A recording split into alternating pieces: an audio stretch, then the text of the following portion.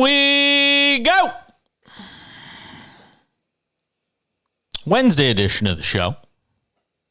All across America on SportsMap Radio. All over the world on the SportsMap Radio app. We got a lot to do over the next 3 hours, as we do every night on the show. A note, it is our final show this week. Not ever, just final show for this week. We will have NFL draft coverage courtesy of VSiN the next 2 nights, and I am glad to cede the floor, cede my time slot, and let those guys kind of take the wheel for a couple of nights, because they're going to be in Kansas City, and I'm sitting here in Palm Springs, California. And I mean, to me, my job is to best serve this audience the best way I can in this time slot. I can't speak for what other time slots do, what other shows do. I just know that my job is to give you the best draft coverage you can get. And I think the folks at VSiN are best suited to do that. So that's what they're going to do. We'll let them take the wheel for the night, and next 2 nights, in fact, and let them give you the best draft coverage we can possibly give you here over the next couple of nights. So you get that. I'll be back on Monday, and we'll all live happily ever after. That's the way it goes. I don't mind that at all. So, couple of games have wrapped already tonight. The Knicks have taken care of business. Man, oh man, have they. I thought there was a chance this series would get back to New York for Game 6. Figured that Cleveland would come out and, play a real spirited game. Did not happen. I mean, it was the Knicks basically all the way in this game.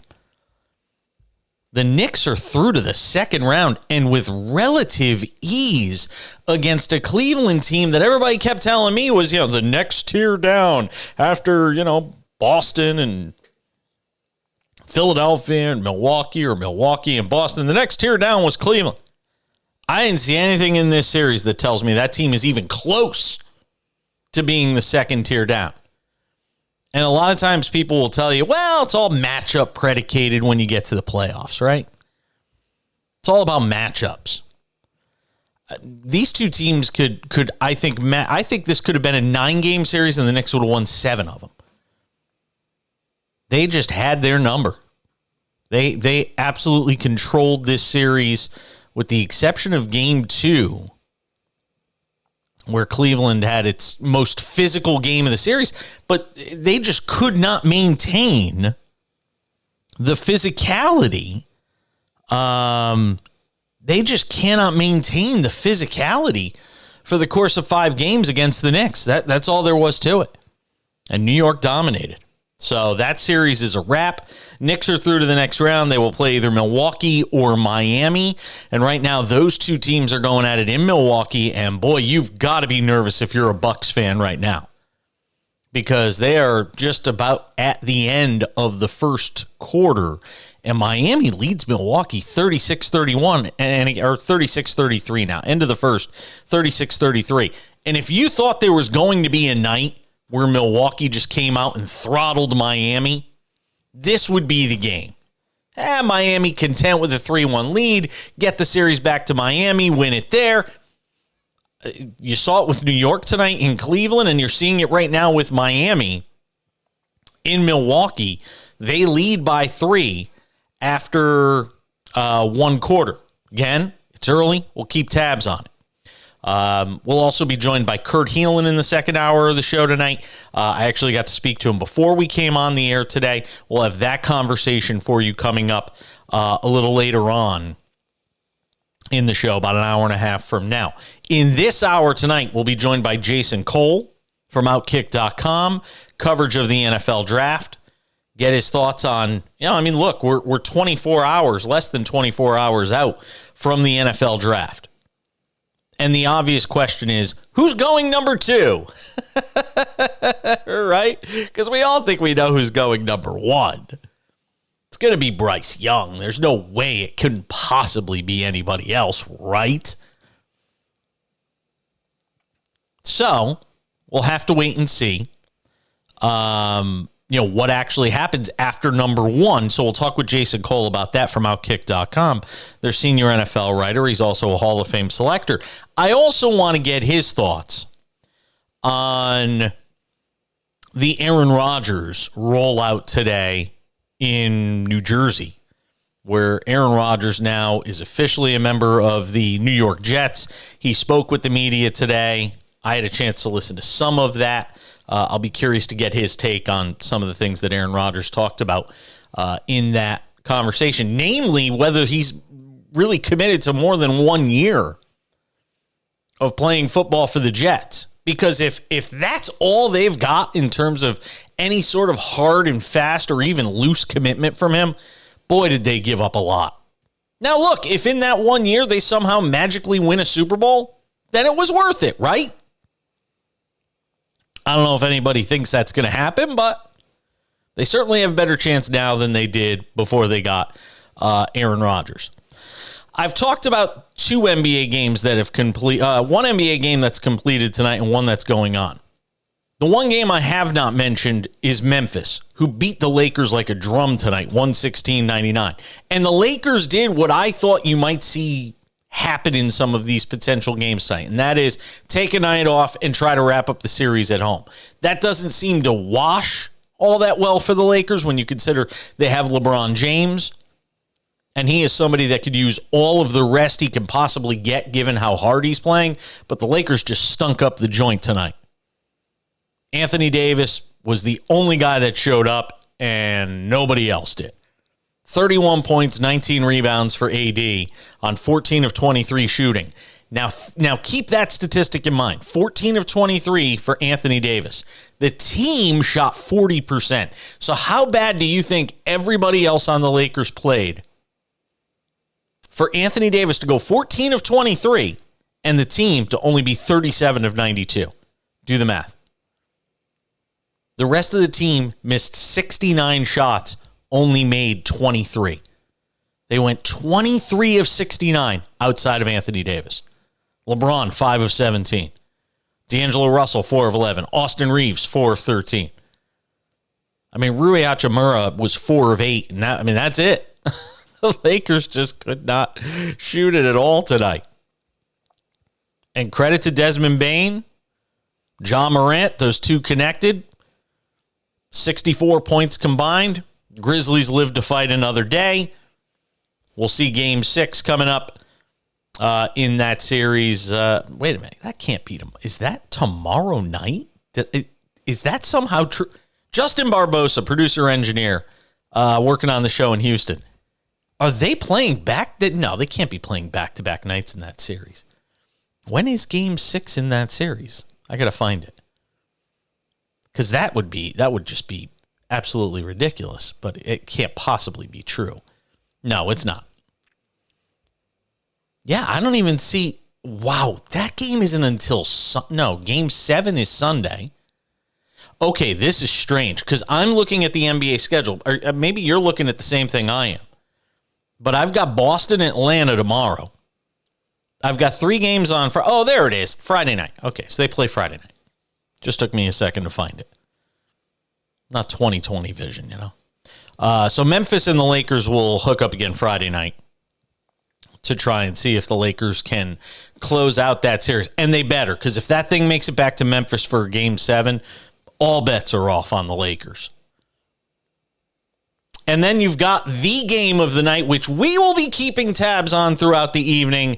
Kings at home against the Warriors. Game number 5 of this series. It is really the pivotal Game 5. I think the winner of this game wins the series. I really do. I think winner of this game wins the series. De'Aaron Fox is playing despite that avulsion fracture on his shooting hand. Oh, let's look on the TV. There's Stan Van Gundy, our buddy, working on the broadcast with Brian Anderson tonight. Good to see those two. All right, let's get the show started. 1-800 888-224-2004 is the call-in number, 800-224-2004. You want to text us? Go ahead and text us, 888-670-8549, 888-670-8549 if you want to text the show. If you want to watch us, we're over on Twitch right now, Jason Page 77. We're on Twitter at The Back Page. We're on YouTube, the Decibel 88 channel. Where else? We're on Facebook. I mean, we are literally everywhere. So all you got to do, head over to one of those places. You can watch the show. You can see our nice new little set that we've built for our radio and TV productions that we're working on. It's a work in progress. It's not finished yet, but it's off to a good start. We actually did some cool little nifty projects on the TV side today. You'll actually get to see a little bit of those because the conversation that we had with Kurt Heelan today was for one of the TV projects we're working on. So you'll actually be able to see that conversation if you watch us over on Twitter, Twitch, YouTube, any of those other platforms. So feel free to go and check that out. I'm actually wearing a pretty nice shirt tonight, too. I'm looking pretty stylish, I'm going to say. All right, we got tons of basketball to get into tonight. Aaron Rodgers as well. That's coming up on the other side. Live betting lines, you name it. The cash in, just getting going on this Wednesday. It's SportsMap Radio.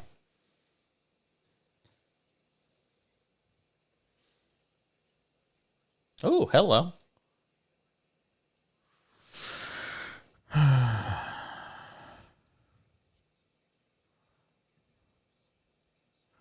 Ba-dum, ba-dum, ba-dun-dun-dun-dun, da-dun, da-dun, da-dun, da-dun-dun-dun, da-dun.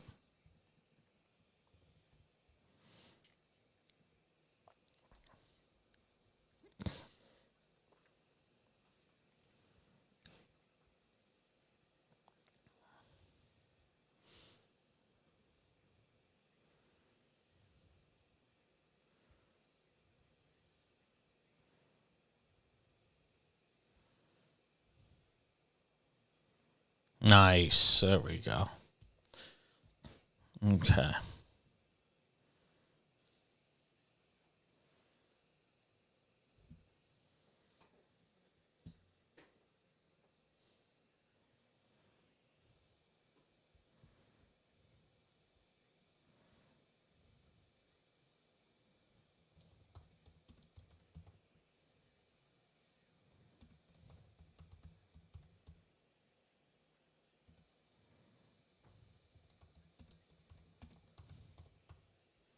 Wow, 6-0 Sacto. How about them apples?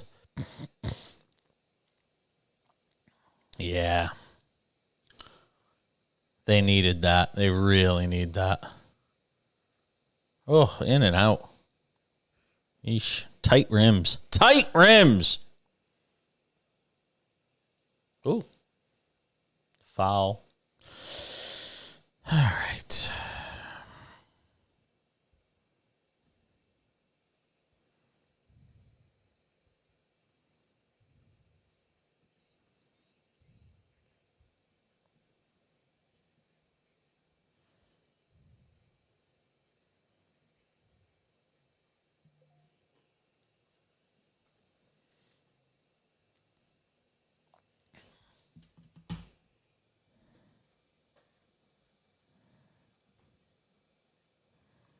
Oh, that's cool.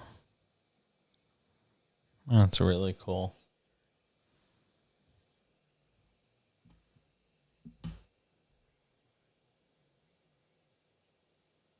Wow. De'Aaron Fox hits a 3 with the busted up hand. That's amazing. I was wondering if he'd be able to shoot. Yeah. Is that on his? Yeah, you know what, though? It's not like they even taped it to anything. He's got like some sort of sleeve on the finger. Yeah, it's just odd. I thought it would be maybe a couple of fingers taped up together or something like that. Oh, that's a goaltend. Interesting.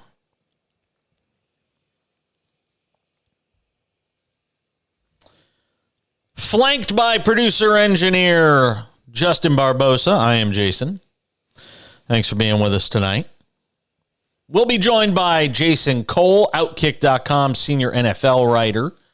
That's coming up in 15 minutes. That'll be followed by Brian Kenny tonight on the show. Does a great job on MLB Now, the host of that fantastic program.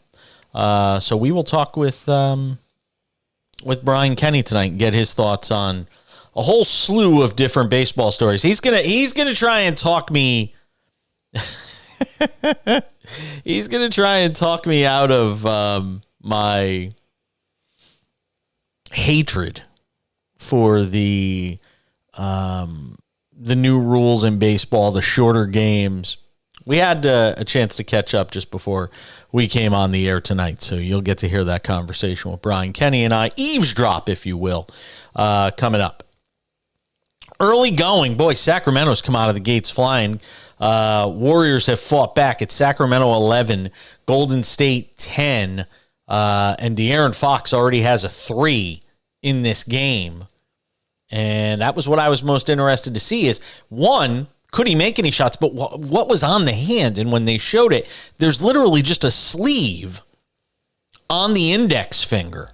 And I thought they might have to, tape it up, tape it to another finger, tape it to the middle finger, that sort of thing. But none of that's going on. So apparently with an avulsion fracture to your finger, you can do that.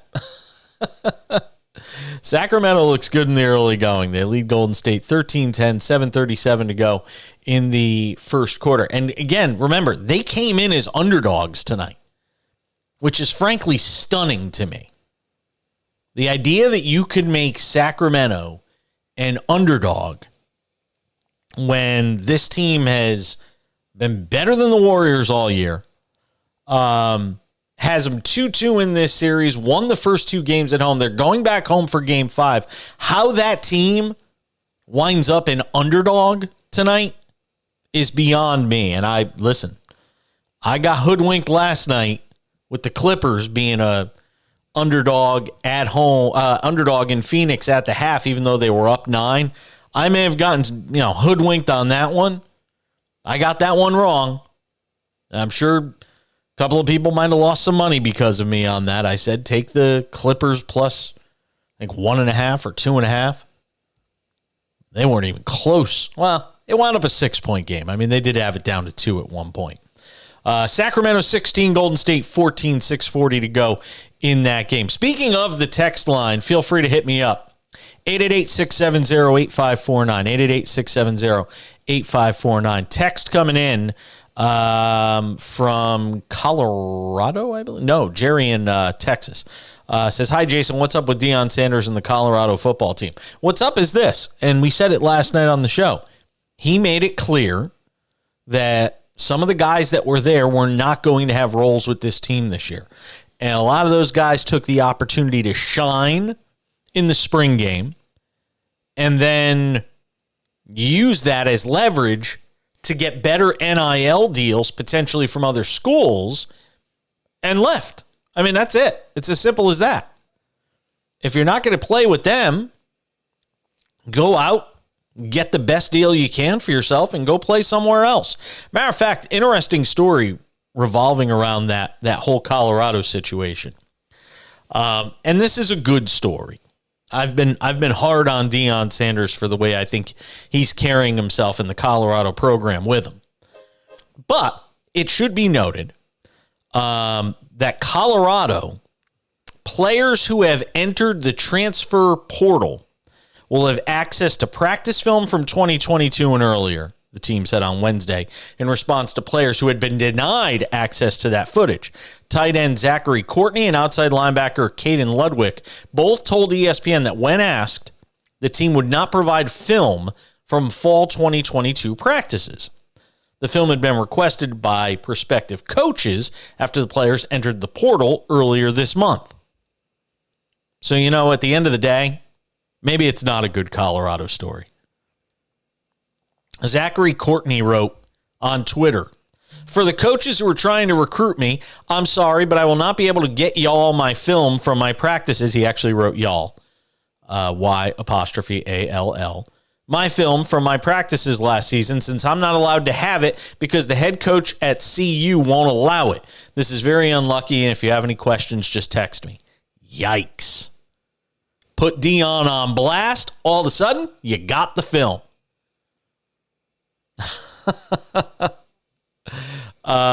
Courtney missed spring practice recovering from surgery. Entered the portal April 19th. Said, this is not a shot at Coach Deion Sanders. I just wanted coaches to know I have no film for them. Let's be clear. It's obviously a shot at Deion Sanders. Courtney told ESPN he had contacted Colorado's video staff who informed him that only game footage would be released. Yikes. All right, Aaron Rodgers met with the media today. We'll talk about it with Jason Cole coming up here in a few minutes. But Aaron Rodgers had his first official press conference with the New York Jets. Let's hear from him. It's joy. You want to be having fun what you're doing. If you're not enjoying it, then it's time to do something else. And I think the opportunity to work with Nathaniel again, to work with Robert, to be around Joe, to be around the Johnsons and the vision they have for the team. I think the excitement of a new chapter has really been fueling my off-season workout so far, and just the overall excitement level.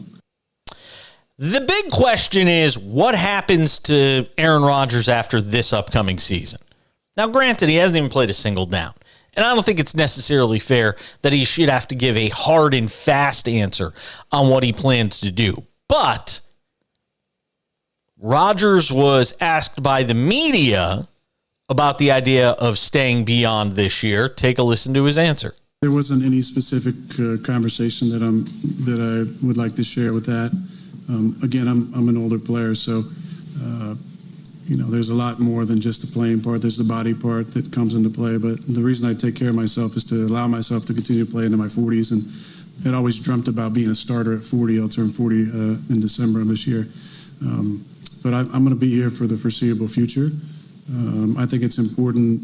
Obviously, I know the scheme that Hack's putting in. There's some tweaks, but I want to get to know the guys and be around the facility. And obviously, I haven't really spent much time in Jersey outside of Teterboro, so I'm going to get to know the area and figure out a place to live and all that stuff. And I want to be here to do that. You could be cynical and skeptical and all those things and say, he's just saying the right things. But Aaron Rodgers has always been somebody who's very careful and chooses his words. Again, can say some stupid things sometimes. But he is a guy that tends to choose his words carefully. So if he's saying, playing for the foreseeable future and all that, that doesn't sound to me like a guy who's hell-bent on having one last go at it and then walk away. Now, if the Jets are, 5-13 or 5-12 this year and miss out on the postseason and it's an absolute train wreck, could I see Aaron Rodgers walking away after 1 year? Absolutely. But if there is some sort of indication or idea from Aaron Rodgers that, if he seems to have some clue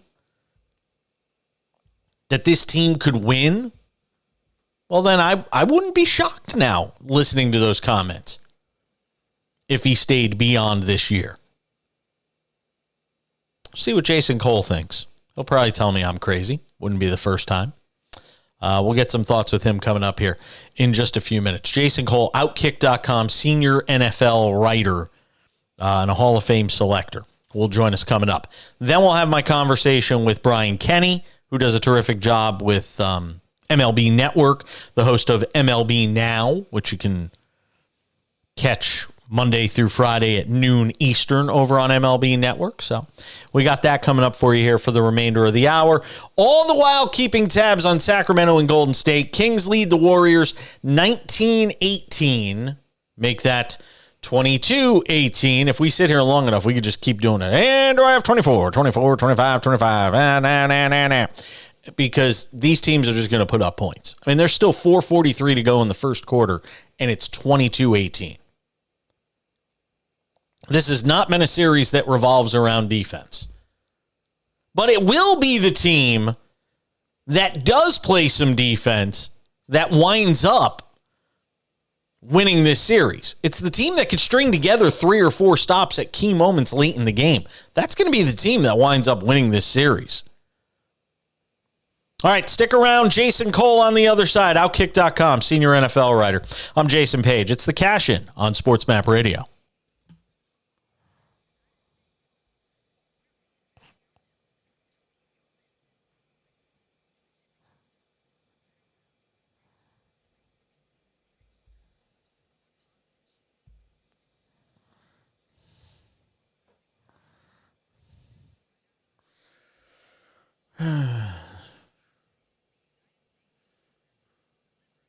Wow, 3-ball, corner pocket.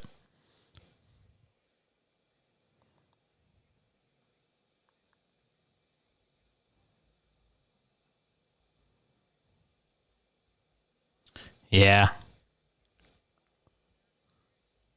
Oh, hello. You're a little bit ahead of me.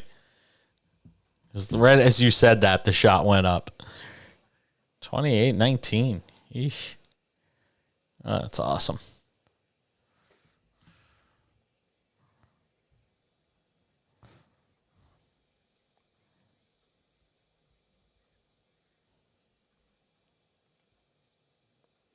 It's a live interview. It'll be one segment.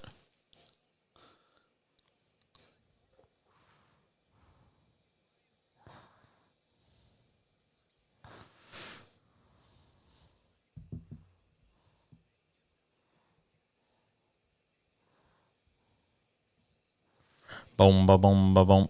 Ba da da da dum da dum.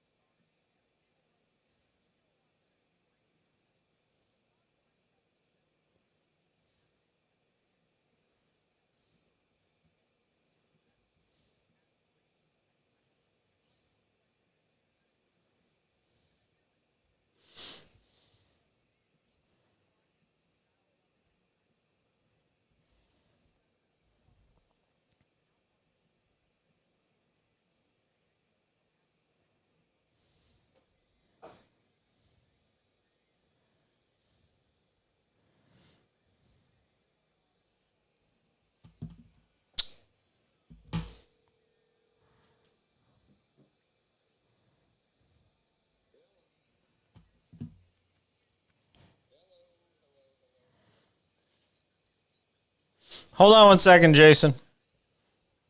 I can hear you now. Yeah, there you are. Yeah, you're good.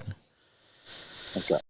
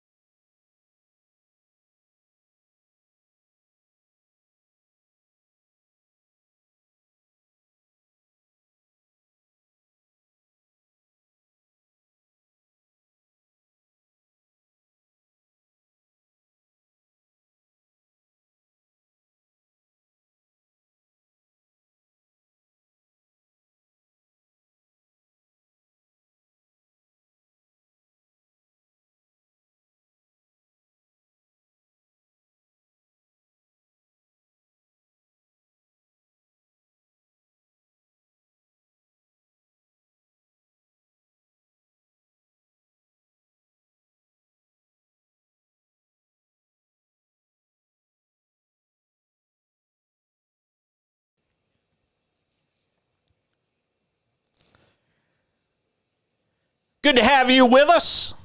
The 2-for-1 tonight.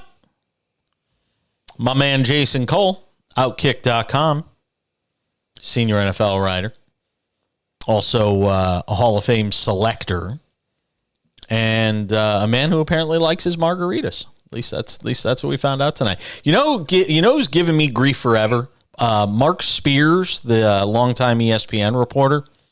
Well, no, this is a true story. So this is a true story. One night, when I was living in San Francisco, Mark Spears took me out with somebody from a former 49ers Super Bowl winner whose name escapes me. I don't remember the guy's name.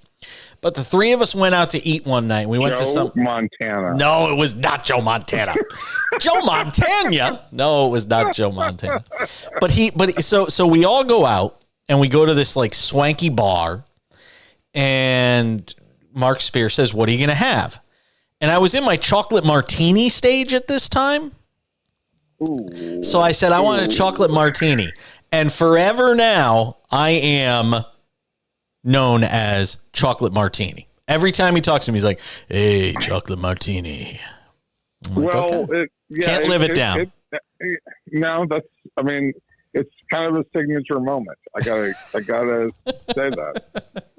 Okay. I'm pretty much, I like the industrial strength margarita at a Keys in Willow Glen, but there's something about industrial strength. I wouldn't mind being known that way.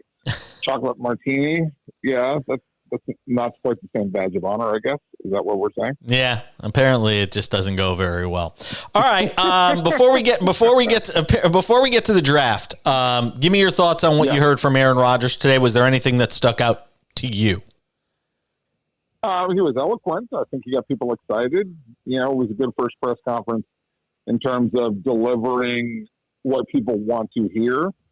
But I don't care about what people want to hear. I care, like, are you going to show up for practice? Are you bought in? Are you there all the time? Are you working with these guys? Where are you at in your career, and how dedicated? And I think that the pressure of going to New York and having to respond, if you read between the lines, maybe he gets that. Does that make sense? Yeah. Maybe he understands that he is under a greater pressure because he's now in New York. He's under a bigger microscope. This is not the Green Bay media. He has to be ready for that, and people have talked to him about that. And so today he bought in, and hopefully the rest of the time he buys in. That's all I hope that happens, because I think there's a chance for him to be spectacular. But if they're going to win a Super Bowl, he better be spectacular, because the AFC race requires that he be spectacular to get past the pantheon of quarterbacks that are in the conference. I mean, you got Josh Allen in your own division. You got a Miami team that's pretty darn good. You have a well-coached, generally well-run New England team that's, going to give you its problems. And then, let's go to Kansas City, the defending champions, and, the Chargers with Herbert. And, we can just go on down the line of all the teams that are loaded with players and have good quarterbacks, Cincinnati, et cetera. Is there a chance? I mean, of course there's a chance. I'm answering my own question, but I'll ask it anyway. There's a possibility that even with Aaron Rodgers, if Tua's healthy for an entire year, they could still be the third best team in that division, They could, but I think that Rodgers is so much better than Tua at this point, that if Rodgers is bought in... So much better? Even if Tua's healthy, you say so much better? Yeah, I mean, Tua still has a lot. Like, I think that Tua, if he's going to get to the best that he can ever be, is really only about 60% there. There's an awareness and understanding of the game and understanding of the flow of the game. There's a sharpness that goes with playing that he hasn't caught up to.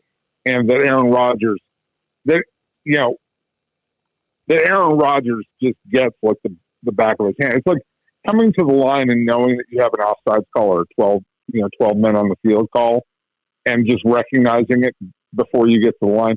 Rodgers does that and gets free plays and penalties and things like that. I still remember Tua at San Francisco last year, and there's a 49ers defensive lineman running off the field. He's got at least 20 yards to go, and Tua doesn't recognize it. Okay, and doesn't get the snap off in time to get the penalty for 12 men, which would get him a free play, and instead runs the play, and guess what happens? He throws an interception.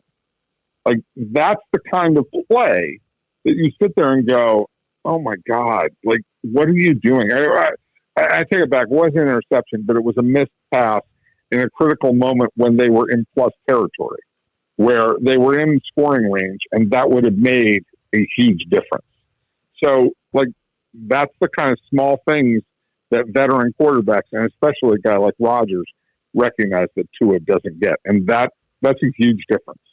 Jason Cole is our guest, senior insider, Outkick.com, does a great job on the NFL, gives us some time here on the eve of the NFL draft. He's also got a new book out, by the way, Shut Up, Your Kid Is Not That Great. Yeah, that is the actual name of it. It's available on Amazon from Simon & Schuster. Go and check that out as well. Jason, all the questions in this draft seem to circle around, what happens at number 2 and how that trickles down through the rest of the first round. Everybody's got a prediction. What's yours?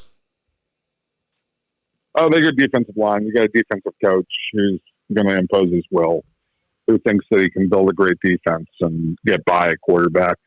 That's a typical defensive coach mentality. They should take a quarterback. They should take a guy who they think can be a franchise-altering guy, in my view. But, they may be scared off by a number of factors. And look, maybe you don't think Levis is that good. Maybe you think Stroud's got some faults. I believe that Richardson is a guy who, if you have a plan to be a dominant player, but you have to have a plan. And this is where, if I'm D'Amico Ryans, like, you have to sit there and go, do I have an owner who's patient enough to sit for maybe 2 years to get this guy ready? And the answer is probably no. He doesn't have the kind of infrastructure within the organization to make that pick work. So who is the second quarterback off the board, and where's he going? Because I would imagine if Houston doesn't take a QB, then Arizona's not taking a QB, which takes us to the Colts. Levis, Richardson, 4 and 5. Look, 4 and 5 are the spots where you're going to get quarterbacks.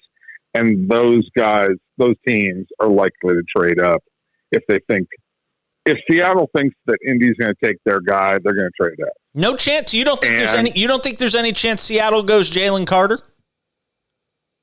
Oh, there's a chance.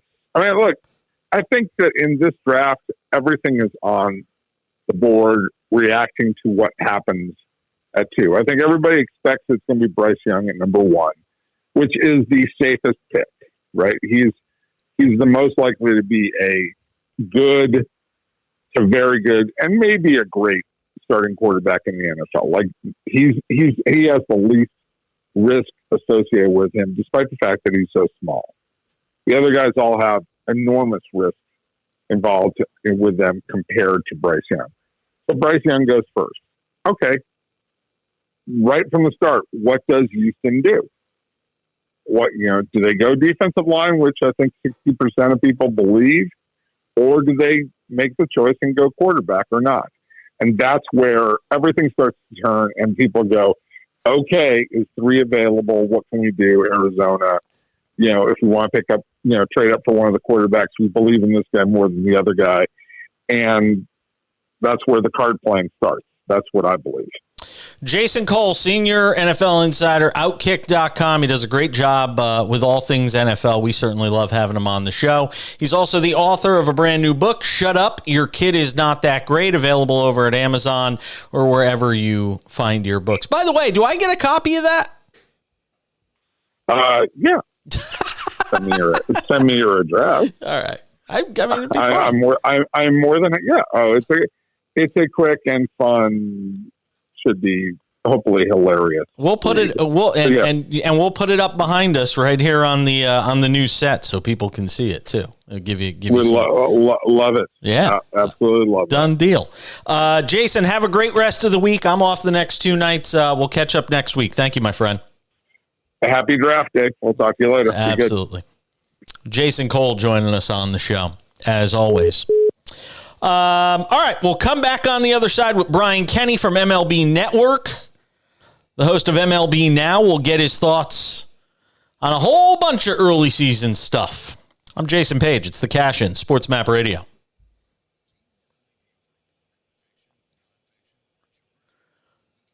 So wait, tell me again.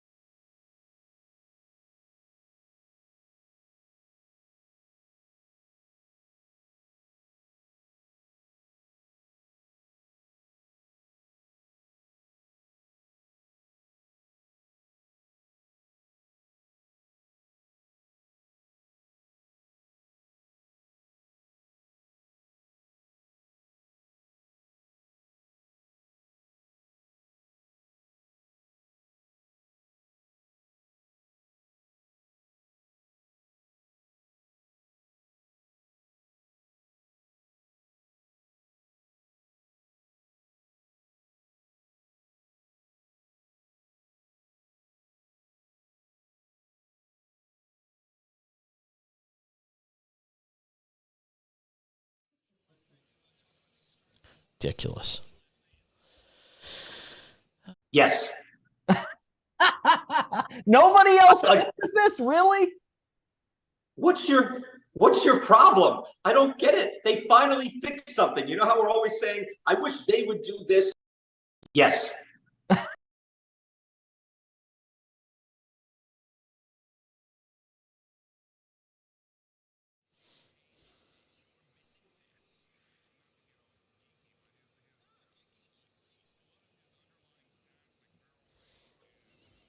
Oh, this is such a great promo. This is from last night's show.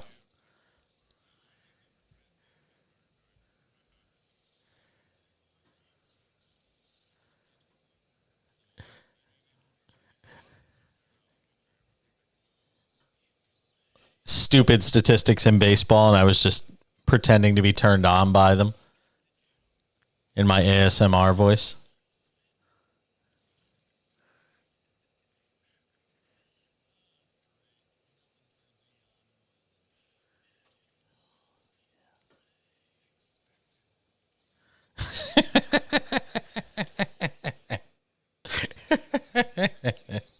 I love that promo. It's so funny.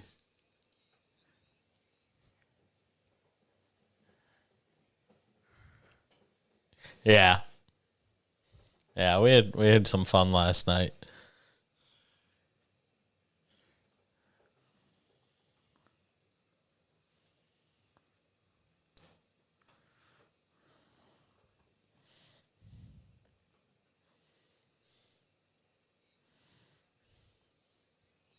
Let me tell you something, Mean Gene.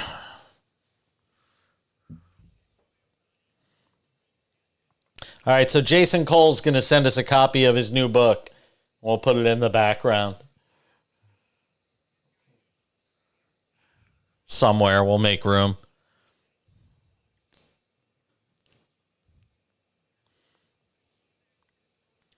Yeah.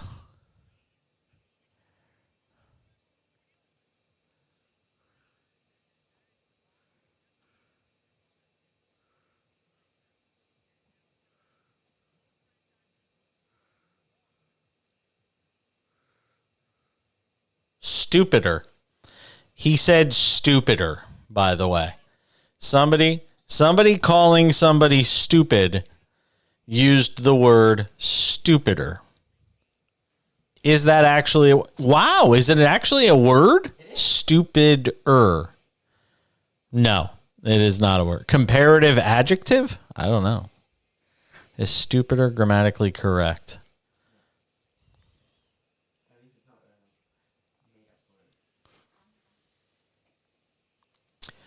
Let's switch gears, talk some baseball. Brian Kenny joins the show. MLB Network, MLB Now, noon Eastern, Monday through Friday. All right, Brian, you've heard my angst over the quicker baseball games. Am I the only person feeling this way? Yes.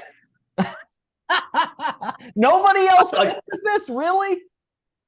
What's your problem? I don't get it. They finally fixed something. You know how we're always saying, I wish they would do this. Shouldn't they do something?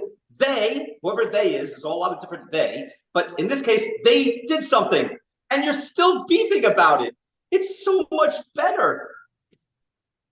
Fixed it, but here's the question I guess I want to ask you. Fixed it for who? Like, what is the point of this? More people are going to watch, more people are going to go to games, more people are going to watch it on TV. Because I think at the end of the day, when all of this gets played out and all the numbers come out on this, I don't think that's going to be the case, because unless you shorten it to a 1-hour baseball game, which will never happen, the younger people, they're not coming. Like my nephew, who's 21, 22 years old, he's not coming even if you make it 2.5 hours. So who are you shortening it for? Oh, I think everybody. I think this is transformational. I think this has totally revitalized the sport.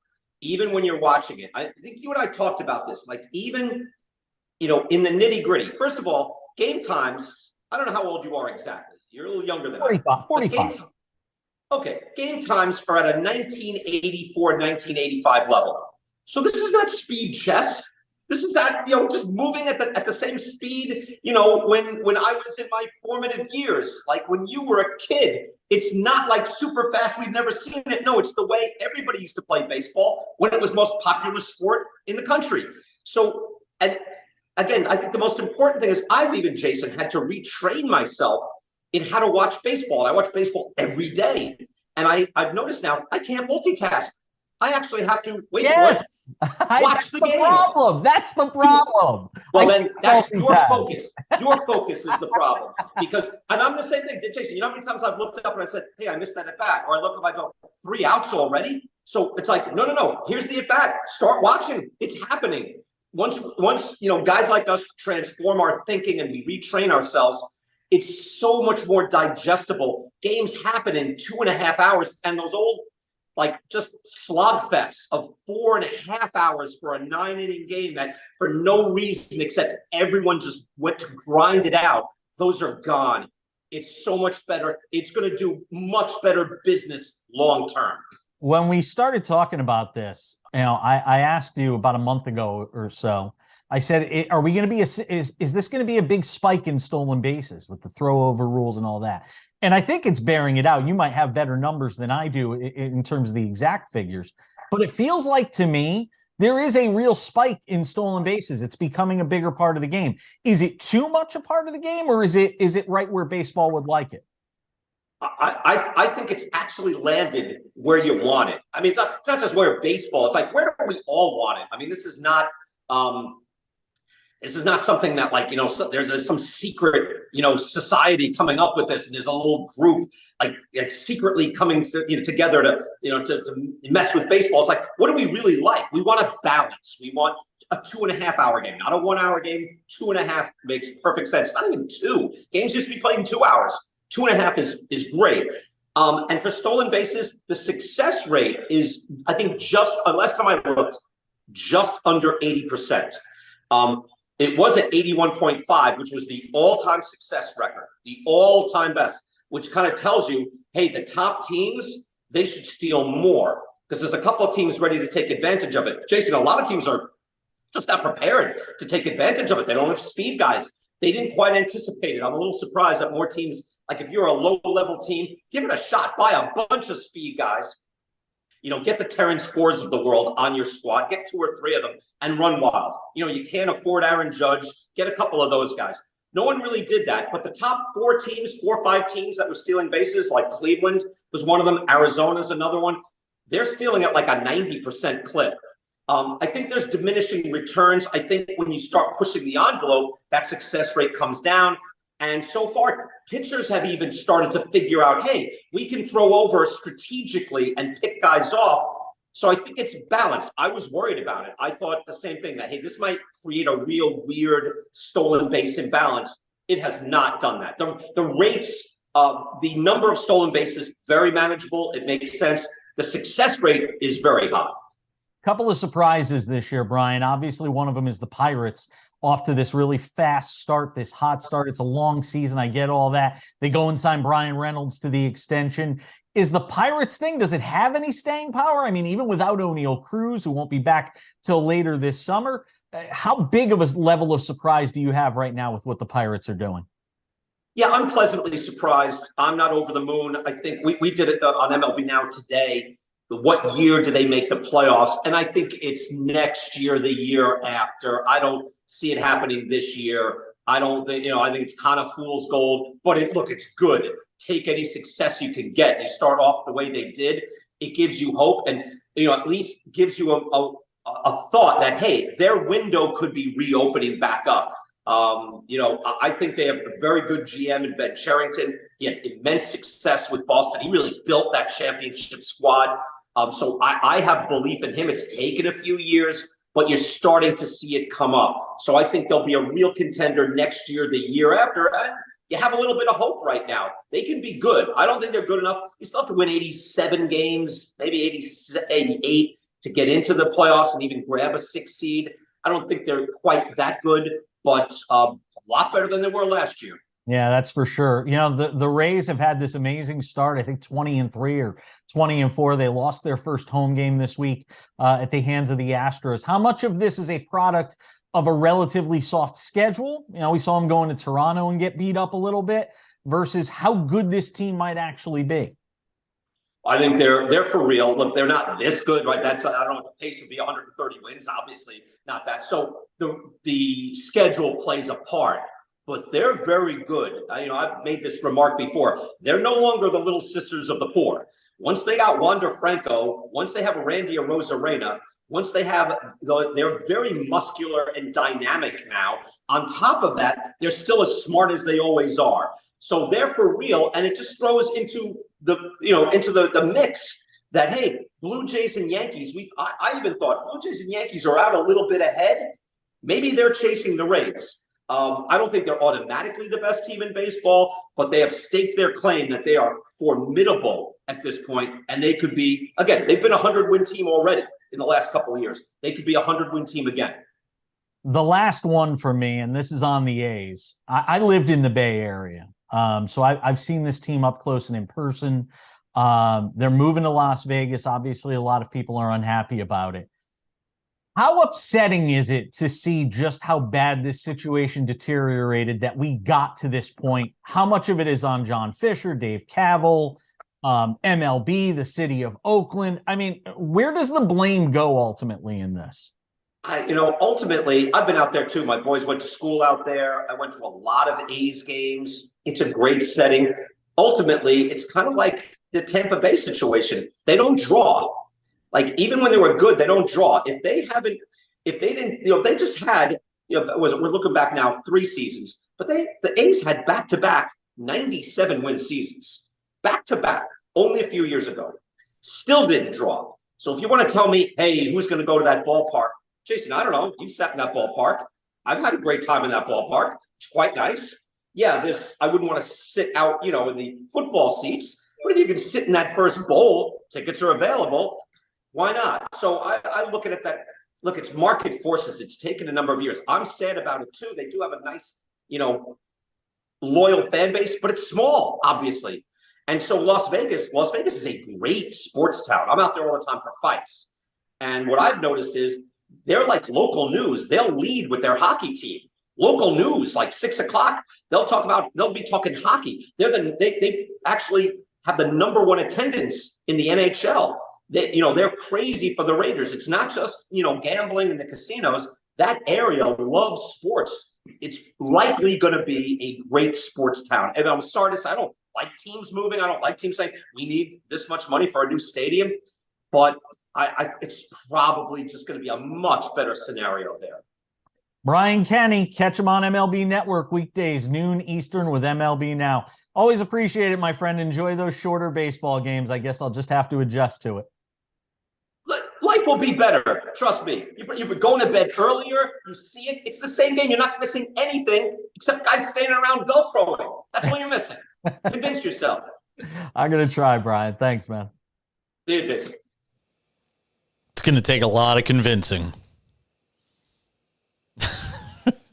Brian is such a fan of the shorter baseball games. I'll still say it.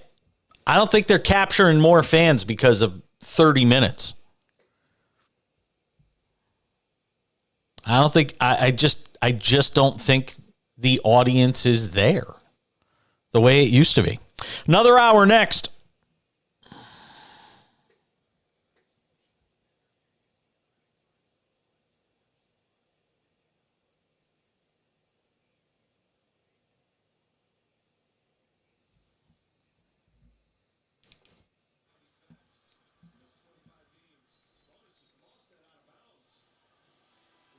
It's crazy. It's just ridiculous. 2 hours, 7 minutes.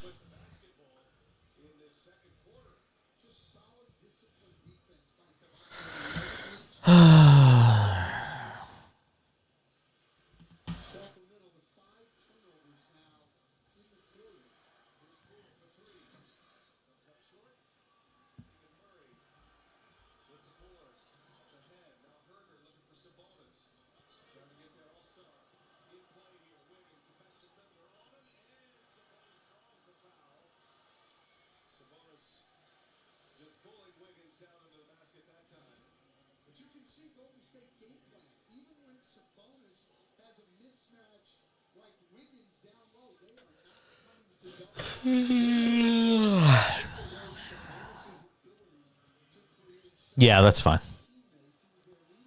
And then heal in this hour, and it's probably not going to be anything earth-shattering that I get into tonight other than those three.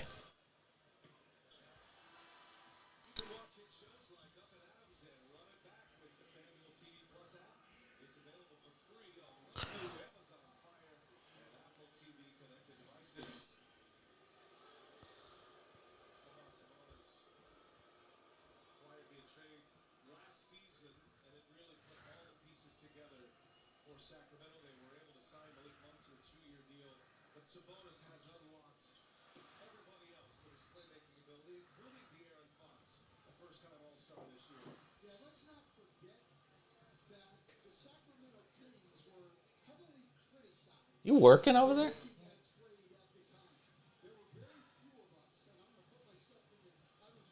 At least you can.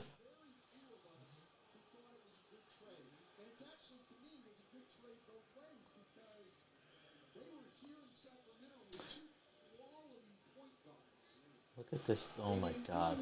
He's got his paw behind the pillow the way I sleep, holding it like that.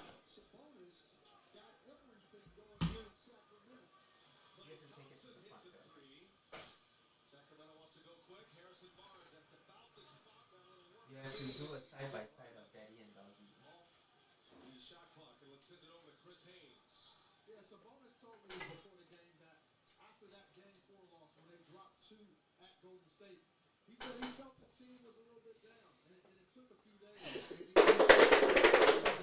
What the hell is that? That was his ball.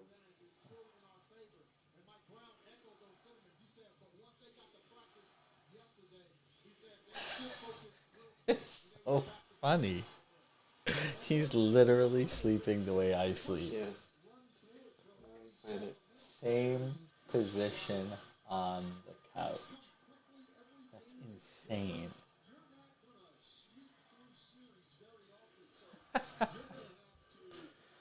It's too Can't find funny. a picture of him sleeping. Yeah. All I see is a dog sleeping.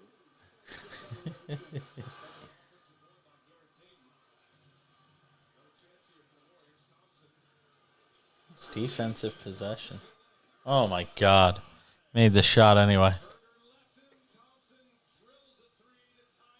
Just laughing at that shot by Klay Thompson.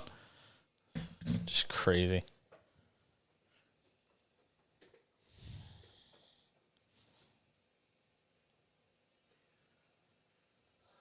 What?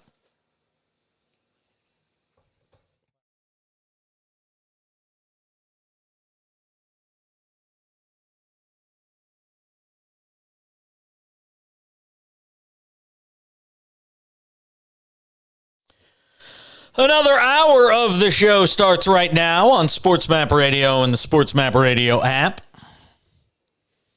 Be a part of it. 1-800-224-2004 from anywhere in America. 800-224-2004. You want to text the show? Go ahead and do it. 888-670-8549. 888-670-8549. I'm curious to hear from Packer fans. I know we're on in Wisconsin.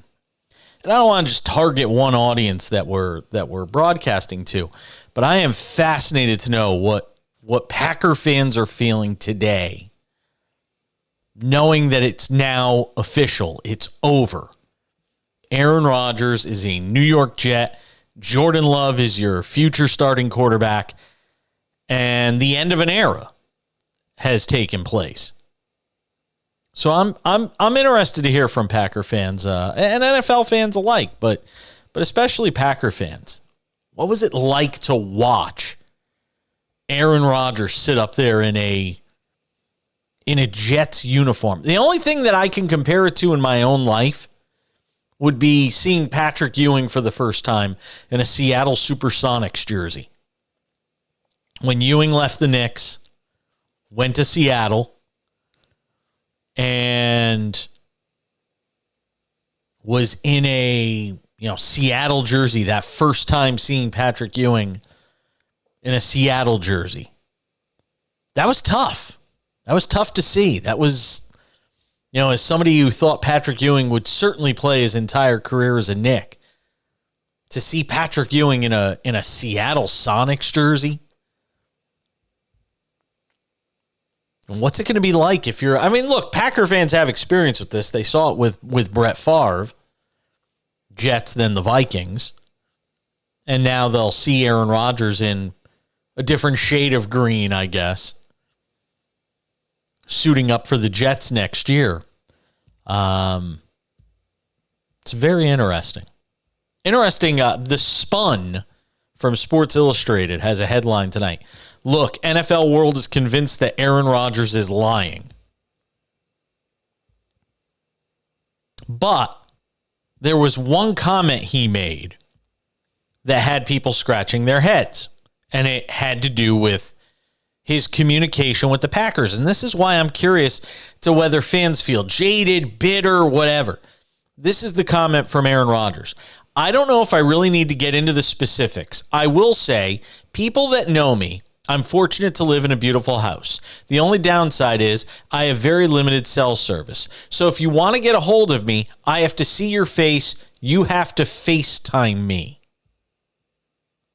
That was his excuse for why he had such terrible communication with the Green Bay Packers. Because he has bad cell service. The only response to the communication thing is there's records in your phone about who called you, when, FaceTime, and there wasn't any specific FaceTimes for many of those numbers that I was looking at. You recall during this offseason what the Jets said regarding, or what the Packers said regarding the idea that Aaron Rodgers was ghosting them. Listen to Aaron Rodgers in his own words.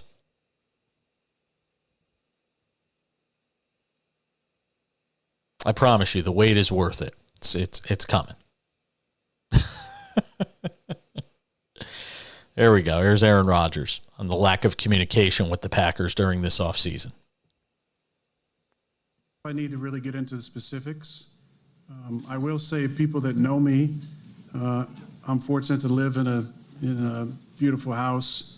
The only downside is I have very limited cell service. So if you want to get a hold of me, I have to see your face. You got to FaceTime me. So the only response to the communication thing is there's, records in your phone about who called you, when, FaceTime, and there wasn't any specific FaceTimes from any of those numbers that I was looking at. That's neither here nor there because we're at this position. Obviously, that's somehow, what the direction they wanted to go as far as they couldn't get a hold of me, which led for this to be the case. My point was if there was a change that wanted to be made, why wasn't that told to me early in the offseason? Now, obviously, my future was undecided at that time. I didn't know if I wanted to keep playing. I wanted to go into my darkness retreat and sit with it and contemplate. But when I came out, it was evident that it was retire or move on to a new team. Now, keep this in mind. This is the same guy that said, well, when he was asked about being vaccinated from COVID, this is the same Aaron Rodgers that told people, I'm immunized. I mean, come on.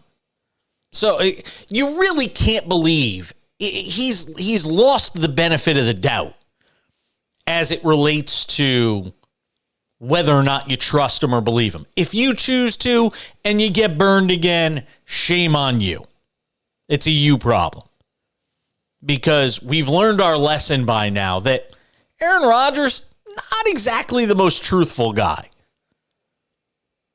So if you want to get conned, all means, go ahead and do it.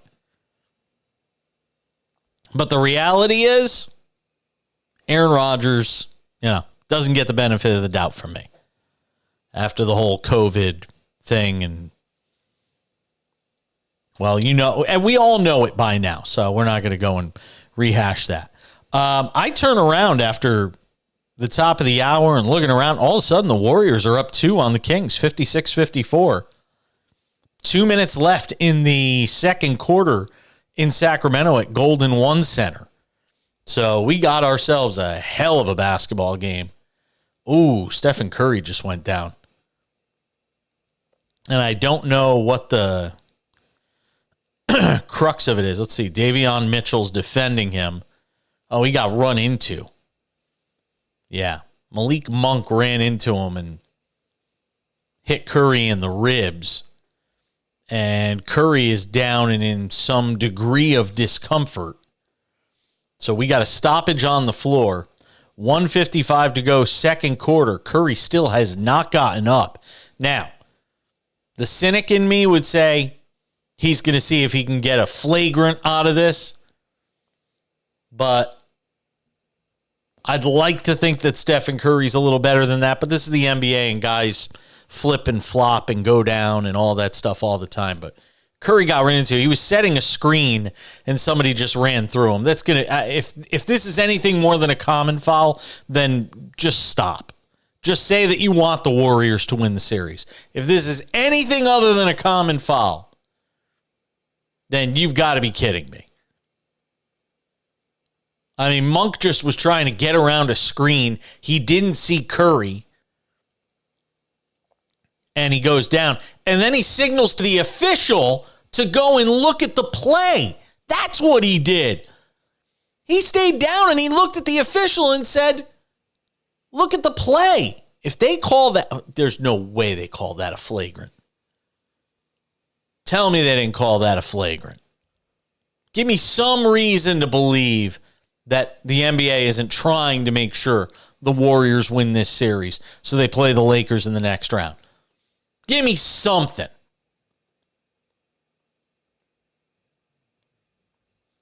Did they call a flagrant? Doesn't look like it.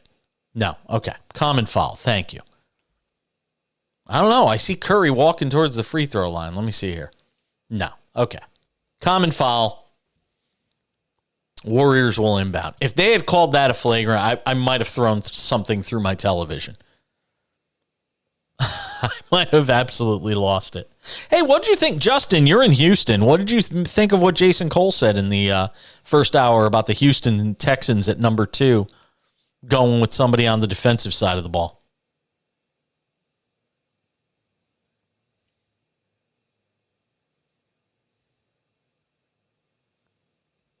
Yeah, Will Anderson seems like if you're going defense at 2, then you're going with Will Anderson. And if he doesn't go 2, he'll go 3 to Arizona. That's for sure. Will Anderson's either going number 2 or he's going number 3. I'm just curious to see who the second QB off the board is. Is it Levis from Kentucky? Is it Anthony Richardson from Florida? He seems like he's a bit more of a project. And I'm shocked at where I'm seeing on some of these draft boards. I mean, CJ Stroud is just dropping like a stone right now. I mean, if he doesn't go, I mean, look, Houston could wind up getting CJ Stroud at 12. I mean, it's that kind of craziness. I mean, think about this. If Stroud isn't going 1, that's obvious, and he doesn't go 2 to Houston. He's not going 3. Levis or Richardson could go to Indy at 4. Does Seattle go defense at 5 with Jalen Carter? Go get a corner? Witherspoon's out there. I mean, there's a real possibility that Stroud could slip. Steelers aren't taking a QB. Bears aren't taking a QB. Eagles aren't taking a QB. That gets you to 11 with Tennessee, who I could see taking a QB if one of the good ones is there. I mean, there was a time in this draft, we thought that the 4 quarterbacks, at least 3 of them could be gone in the top 5 or 6. And that still might be the case, but this is such an uncertain draft. I can't wait to watch tomorrow night. What are the odds?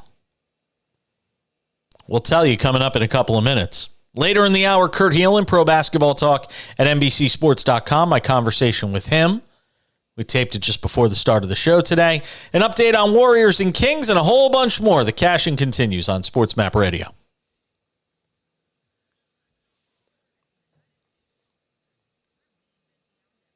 Oh.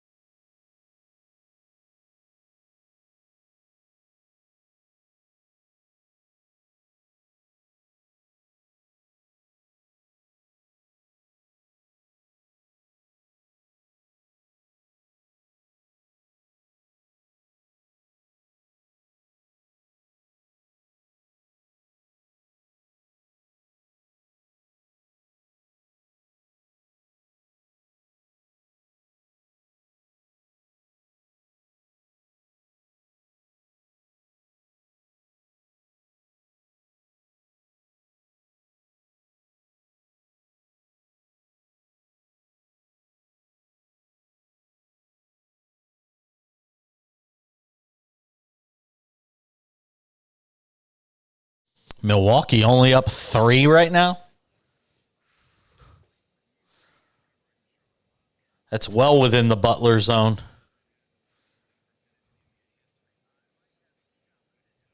Tie game. 78-78. Wow.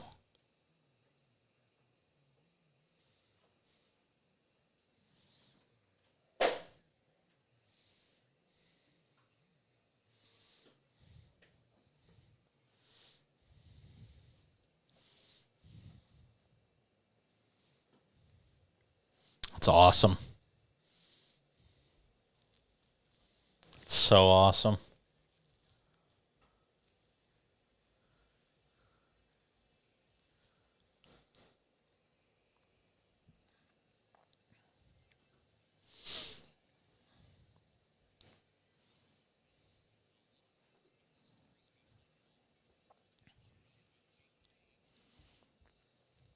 All right, we've ignored hockey on the show tonight. I'll change that.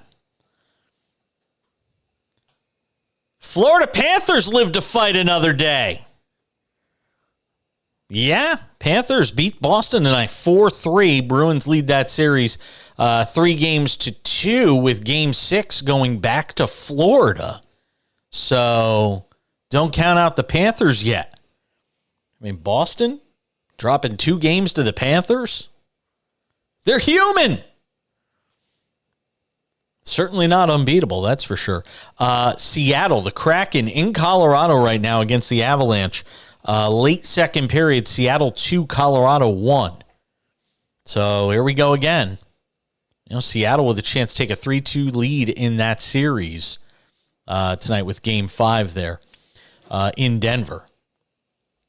We got ourselves a hell of a game going on over in Milwaukee with the Bucks leading Miami 85-81, 5:53 to go in the third.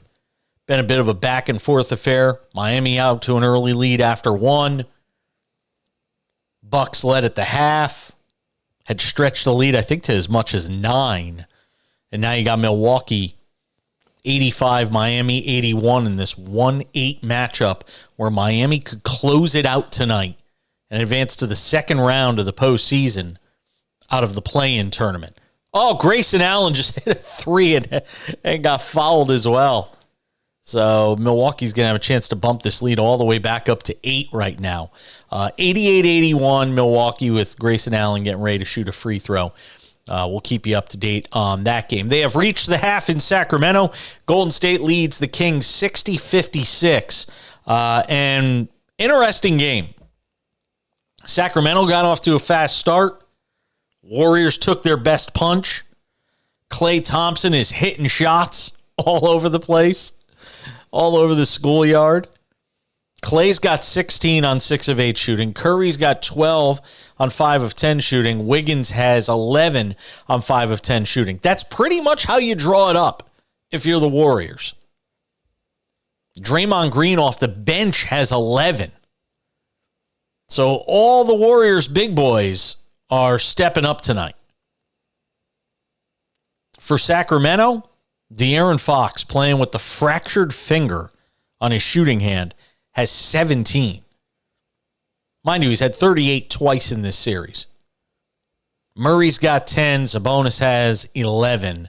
That's where it is right now for the Kings. So Warriors lead at the break 60-56. We'll see what happens in the second half of that game. I think the winner of this game wins the series.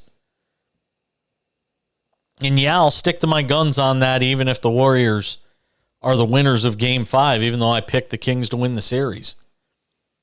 I mean, if you get up 2-0 in this series and you're the Kings and you drop the next 3, you're not making it out of Golden State. San Francisco as it would be. It's just not going to happen. All right, coming up in 12 minutes, Kurt Heelan of Pro Basketball Talk at NBCSports.com. We'll stop by the show. We'll get some thoughts with him on all things NBA. Got a chance to talk to him before we came. Yes.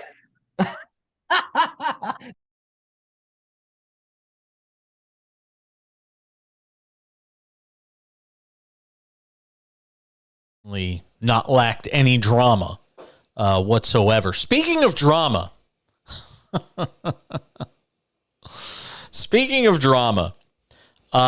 leave it to Anthony Edwards. We just talked about this last night on the show. The young star for the Minnesota T-Wolves went to take the game-winning shot or a game-tying shot last night against the Nuggets.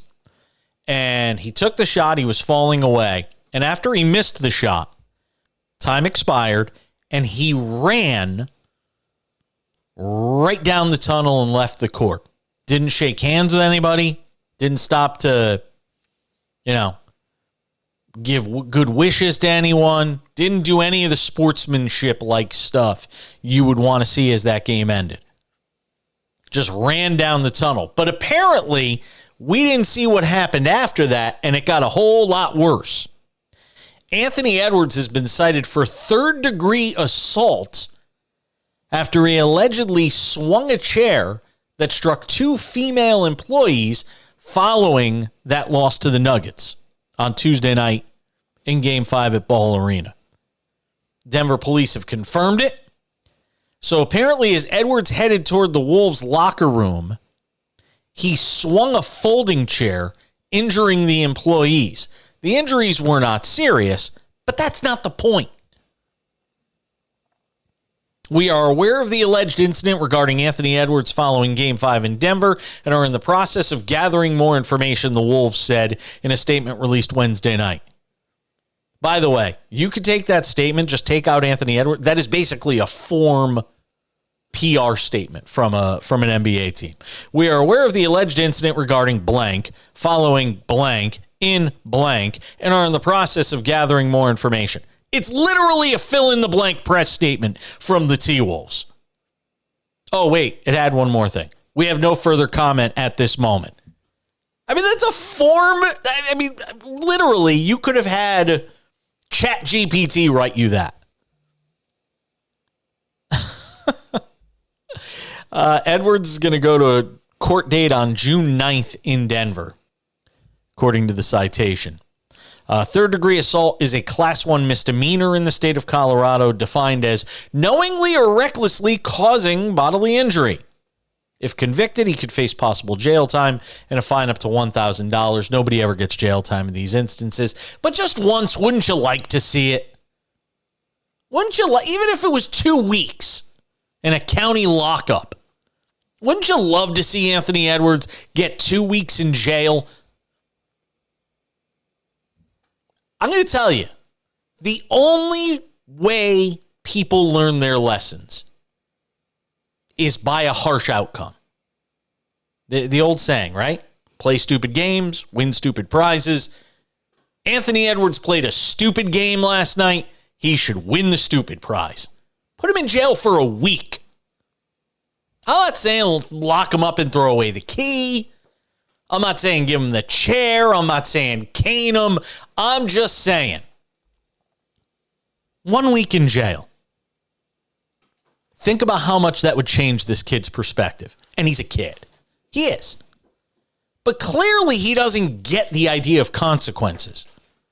Remember, this is the same guy that last year before the season began, the Instagram video came out of him. An Instagram video of him mocking people that were presumed to be of the LGBTQ persuasion. Learn his lesson? Form statement. Blah, blah, blah, blah, blah. And then he does something like this at the end of Game 5. It's just awful. Denver beat Minnesota 112-109 last night. And much like this entire season, Anthony Edwards missed a shot. I mean, he's just so hot and cold. And I get people are going to say, well, he'll grow into his own. I see a lack of maturity.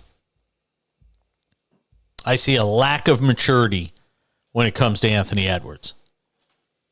All right, you got 3:50 to go in the third quarter.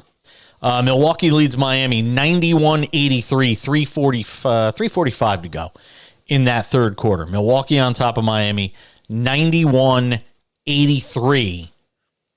And you get the sense that, is that no foul there? You get the sense that Milwaukee will find a way to win this game tonight and get this series back to Miami. We'll see what happens, but you get the sense that's kind of where this is going. And the odds makers do too. They have Milwaukee installed as a 10.5, now 11.5 point favorite in the live betting category. 3:04 to go in the third. Bucks lead the Heat 91-83. Bucks minus 11.5 is the live betting odds. If you're looking for value and you believe in Miami, they are plus 1,060 right now. Meaning if you wager $100 on the Miami Heat to come from behind and win this game, which again, they just did the other night, you would win $1,060. As for the Warriors and the Kings, Sacramento plus 4.5 is the live betting line on that game. Plus 162 to the Kings, minus 210 for the Warriors. 234.5, by the way, is the live total in that game as well. All right, we're going to come back. Kurt Heelan will stop by the show. My conversation with him from this afternoon. What's he saying about some of these NBA playoff series? Find out. NBC Sports Pro Basketball Talk. Kurt Heelan joins us next on The Cash In. I'm Jason Page. This is SportsMap Radio.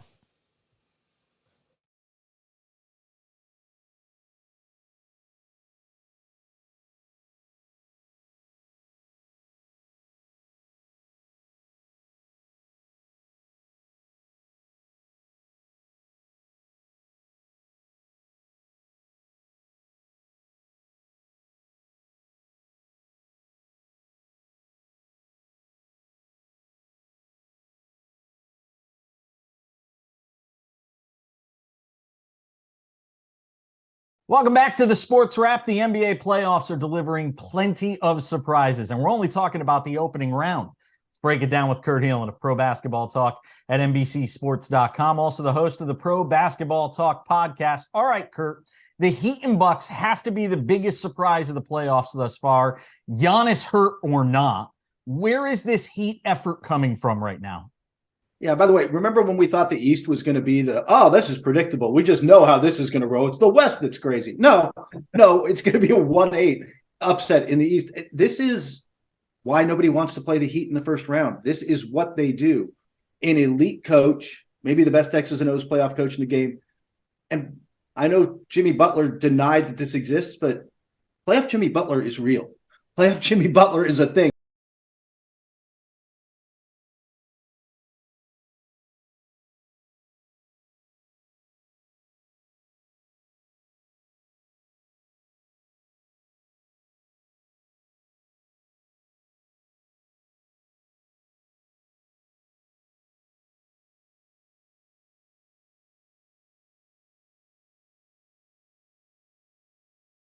Welcome back to the Sports Wrap. The NBA playoffs are delivering plenty of surprises, and we're only talking about the opening round. Let's break it down with Kurt Heelan of Pro Basketball Talk at NBCSports.com, also the host of the Pro Basketball Talk podcast. All right, Kurt, the Heat and Bucks has to be the biggest surprise of the playoffs thus far.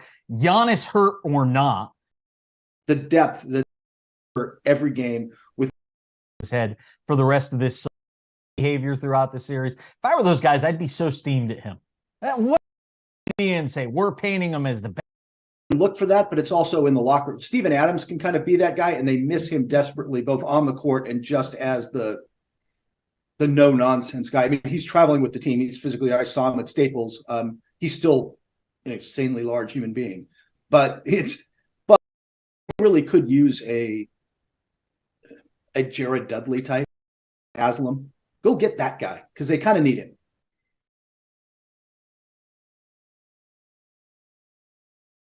Predictable. We just know how this is going to roll. It's the West that's great.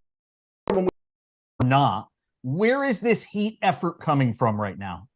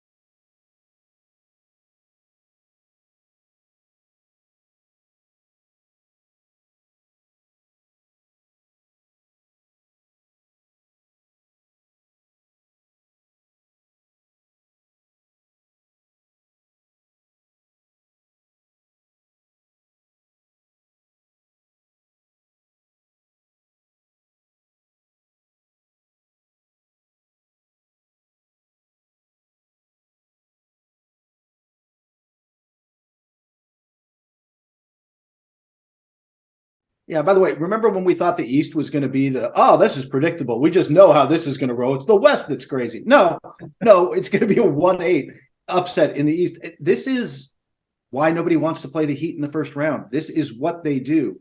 An elite coach, maybe the best X's and O's playoff coach in the game. And I know Jimmy Butler denied that this exists, but playoff Jimmy Butler is real. Playoff Jimmy Butler is a thing. His ability, I was taken aback by that game, and not just by the 56 points and the taking over in the fourth quarter.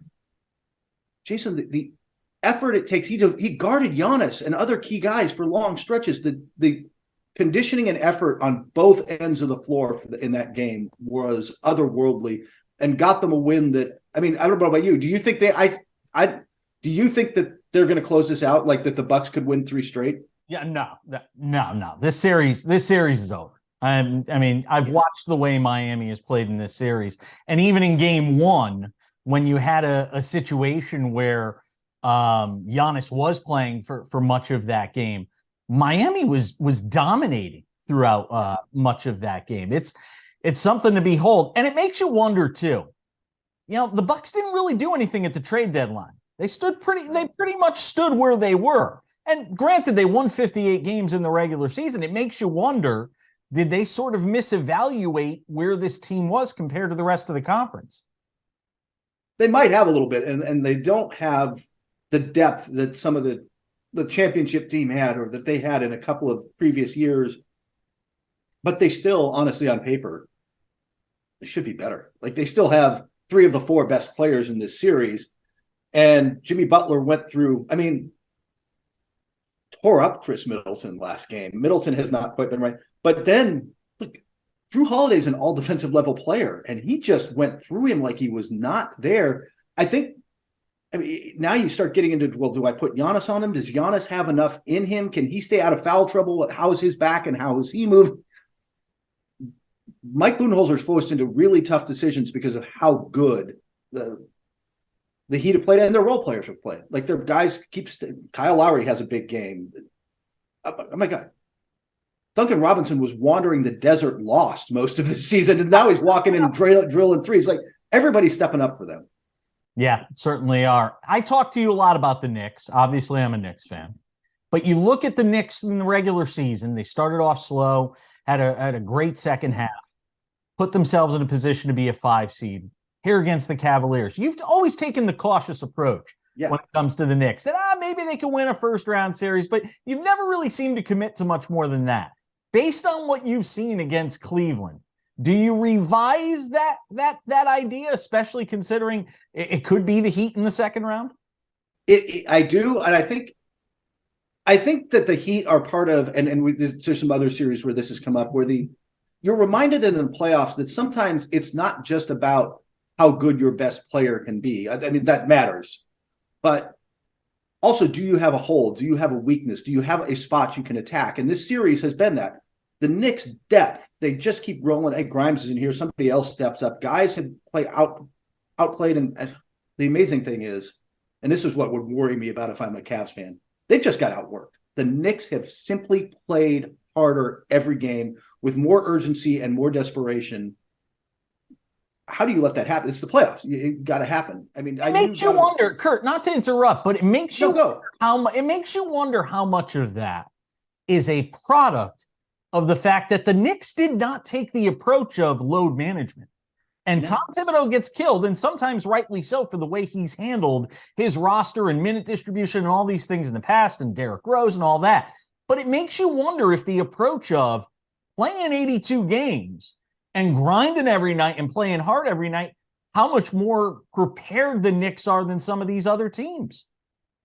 I think that there is something to that, and something to the we can flip the switch. I think that ultimately, I'm curious if they're going to be able to find a middle ground, because frankly, if you've got LeBron James or Steph Curry or name your aging star, Kevin Durant, you should get him some nights off, right? You should get there's times you want to get those guys' bodies some rest over the course of a grind of 82. But sometimes teams, like you said, they throw away games. They're not as focused. And the bring it every night attitude absolutely has carried over for the Knicks in a way that it hasn't for the Cavaliers. I'm wondering if it's just the Cavaliers being being young together. But this is the second year in a row that Jalen Brunson's flat out outplayed Donovan Mitchell in a postseason series. He's been just phenomenal. So I am impressed. And like you said, I'm not going to say they're automatically going to beat the Heat because we just discussed Jimmy Butler. He's really good at this. But it's like a toss-up series to me. And suddenly, I mean, you're a Knicks fan. You've bought your finals tickets, right? You're in. Yes, I absolutely have. And look, I've been saying all along, other than the 76ers, there was not a team that I thought the Knicks were incapable of beating. I watched them play Milwaukee tough all year. Go look at the numbers against the Celtics this year. I don't have a doubt in my mind that other than the Sixers with Embiid healthy, I didn't think there was anybody that I would say is a prohibitive favorite against the Knicks based on what I saw from them during the regular season. We'll see what happens. All right, give me a thought on LeBron James. 20 years in, still the most physically imposing player on the court, arguably still the best player in this series. We've seen what he's done to Dylan Brooks, who should just put a paper bag over his head for the rest of this summer and not come out until training camp next year. A thought on LeBron 20 years in. We always get the idea of, oh, well, Jordan's better. And that's the first thing. After LeBron goes 20-20 and has, this insane game, I see the pundits out there, well, Jordan's still better. All right, fine. He's the second best player ever. Now what? I can't get over what we're witnessing from this guy at 38 and 20 years in. Jordan wasn't better at 38 and 20 years in. This has been an unbelievable physical, like you said, he's just been the best player in this series. When they needed Anthony Davis to be, frankly, he stepped up in this series, and Lakers have gotten nice touches from Austin Reeves has been fantastic. They've gotten, Jared Vanderbilt's hitting threes, like stuff has worked for them, but it's all hinged on LeBron James, who was an all-NBA player during the regular season. He's on my all-NBA ballot. I imagine he'll finish on one of the teams. But he was good, and he's back to being a top 5 level player in the playoffs. He is able to find it, like Butler, like others. He's got this extra gear that he is able to hit in the playoffs. And the Grizzlies, is this just immaturity catching up with them, Jason? Yes, I absolutely think it is. You look at Dylan Brooks and his behavior throughout the series. If I were those guys, I'd be so steamed at him. Why would you? We've seen it with the greats throughout the history of the game. Yeah. Why would you poke the bear? Why would you do everything you can to provide a guy who's already one of the most driven and motivated athletes on the planet? Why would you put your team in that position? It was selfish. It was stupid. Then he tried to blame the media and say, we're painting him as the bad guy. I just laugh at the whole thing. And yeah, I do think it's an issue of maturity with this team. Obviously, we know the issues with Ja Morant that we've seen throughout the season. So, yeah, there are some maturity issues with this team. And I don't know where you go in the offseason to find the veteran presence that can come in, sort of fix that. I don't know how you do that. You can look for that, but it's also in the locker room. Steven Adams can kind of be that guy, and they miss him desperately, both on the court and just as the no-nonsense guy. He's traveling with the team. I saw him at Staples. He's still an insanely large human being. But if you're not playing, you don't have that same voice in the locker room. But they really could use a Jared Dudley type. Go get somebody at the end of the bench who's been in the league 11 years, doesn't play much. You're Udonis Haslam. Go get that guy, because they kind of need him. That's Kurt Heelan giving us some thoughts from what's going on with the Memphis Grizzlies and just going around some of the postseason talk. We got more to get to with him coming up on the other side. My conversation continuing with Kurt Heelan of Pro Basketball Talk at NBCSports.com. That's coming up in just a couple of minutes. Warriors have opened up an 8-point lead on the Kings as they play that game right now. That is 76-68 with 7:14 to go in the third quarter. Milwaukee up on Miami 102-94. 8:35 to go in the fourth. Miami just will not die. They're like the bad guy in a horror movie. Every time you think you got him dead, they just keep coming back. More with Kurt Heelan, more NBA talk on the other side on the Cash In at SportsMap Radio. Do do do do do do do do. Do do do do do do do.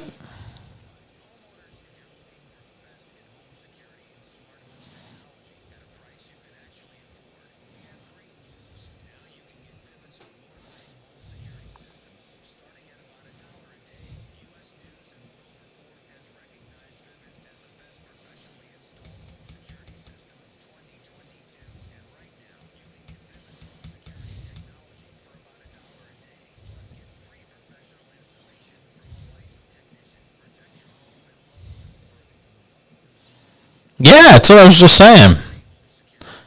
Kind of surprised.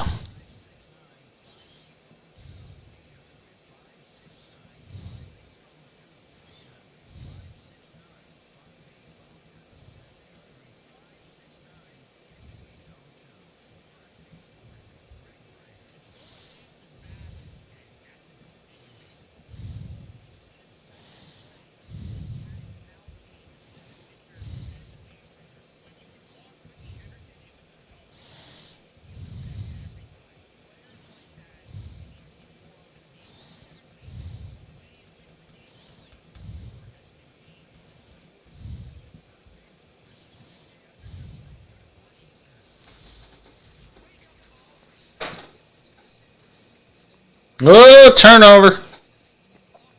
Oh, they give it back.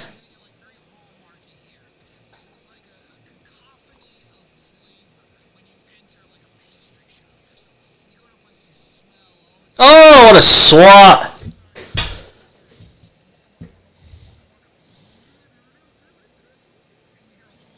Wow. Yeah.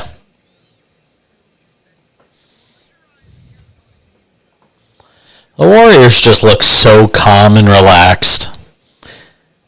You know? Just watch them. No panic.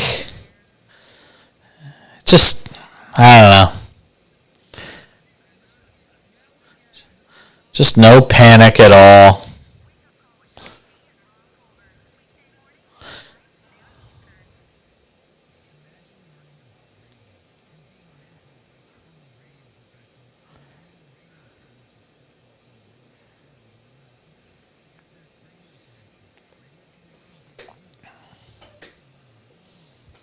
I mean, I'm not saying they're going to win this game, but you just watch them. They just don't, like I said, they don't look frantic.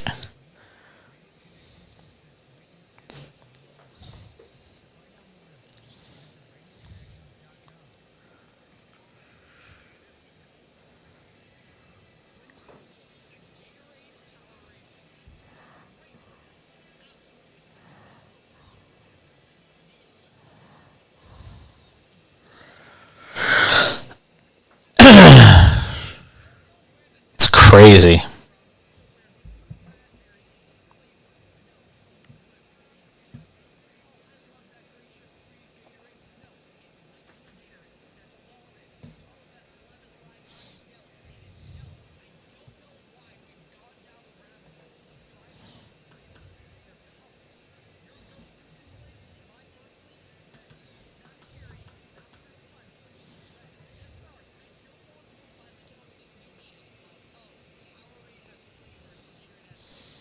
Wow, 103.97.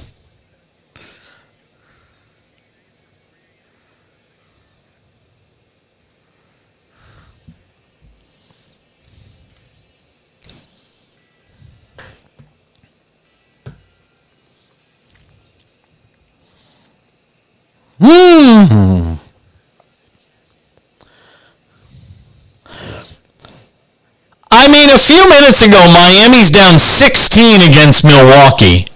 Now it's 103.97 in favor of the Bucks. And, oh, Giannis just went down hard. Keep an eye on that. Looks like he's all right, but he went down hard for a moment there. So Milwaukee up 103-97, trying to send that series to a Game 6 back in Miami. They were up as many as 16. Golden State up 7 on Sacramento with 5:46 to go in the third. Let's continue my conversation with Kurt Heelan of Pro Basketball Talk at NBCSports.com. We've learned that Kawhi Leonard had a torn meniscus, and that's why we didn't see him in the last few games of this series against the Phoenix Suns. And it's another lost year for this Clippers organization. The George injury, then what happens with Kawhi Leonard. And I'm just wondering how, as a franchise, you plan for a future when you almost seem to be permanently stuck in neutral because of these endless mounting injuries. What do you do if you're the Clippers? I got a whole story today about this. First off, there was the question of if Ty Lue wanted to come back. Those whispers were all over the league. He was undeniably frustrated. I think he'd own up to being frustrated at points this year. But when asked really directly, do you want to coach this team? Yes, sir. I want to be back. I want to coach this team. I want Russell Westbrook here. I'll tell you, talking to people around the league, the real sense is they're going to run it back. They've got them under contract, George and Kawhi under full contract for one more year. Maybe they even extend them a year. I had an executive say to me, like, I might extend him a year. Like, they're so good to try to keep this thing together. Their problem ultimately is the new CBA starts to kick in and gets phased in over a couple of years, but its penalties for teams living. I mean, they're already going to have a $200 million payroll next year, Jason, the highest in NBA history as constructed, like without giving Russell Westbrook money and all this stuff. An insane tax. They can't live there. Under the new CBA, you lose your mid-level exception, you lose the ability to make trades, first round picks 7 years out. You can't use the buyout markets off limits. Like, all this other stuff happens. They basically got one run in them, and then they're going to have to find a way to really turn the ship. But the buzz I'm kind of hearing is that that's what they're going to do. Give me a thought on the 76ers here. The next round is getting ready to begin for them. Embiid's got the right LCL injury. Is there any sense? Is anybody saying anything about what his timetable is? Is he going to be ready for game one? Are we going to see him at all in the next round against the Celtics? It's very quiet on Embiid right now. Yeah. Was anybody happier with Trae Young's shot than Joel Embiid? Pushes the start date of that series back until probably next Tuesday. That's gives him a little more time. They're not saying anything. LCL injuries, when you ask, and Jeff Stotts at In Street Clothes has some stuff on this, it's been usually at least 2 to 3 weeks. But it always, sprains they're on a curve, right? Like, it's not like it's a grade 1, so it is X. It's kind of depends, We'll see. I look, first off, credit to them. And I'm going to get this phrasing right, unlike Doc Rivers. They didn't play with their food in the first round. They took care of business, got it done, right? I think the Celtics are a horrible matchup for them. Like, it just the wings of the two Jasons. I think you can attack their guard spots, and I think they've got guards who can, like Maxey and Harden, aren't great defenders. I just think the Celtics are a bad matchup for the 76ers. But they look better in the first round, and then the 76ers, the Celtics, for all I've tried to pump them up and been on their bandwagon. And I don't want to take anything away from Trae Young scoring 14 points and, frankly, playing the best defense I've ever seen him play in a game. He was phenomenal in that game 5. They blew it. They came apart. They did not handle the moment well, and that's concerning. Kurt Heelan, Pro Basketball Talk at NBCSports.com. Check him out there. He's got a podcast by the same name. Kurt, always appreciate it, my friend. Be well. You too. Take care, Jason. So there you go. See what happens with Embiid. Certainly the longer that series goes for the Celtics and the Hawks, the better it is for Embiid. And now if you're the Knicks, you almost have to hope a similar situation plays out regardless of who comes out of that Milwaukee-Miami series. You got to just be rooting for a long series. I mean, if Miami were to win tonight, they're down 10 with 7:08 to go. I'm convinced that thing's going back to Miami now for game 6. That's the best scenario imaginable for the Knicks.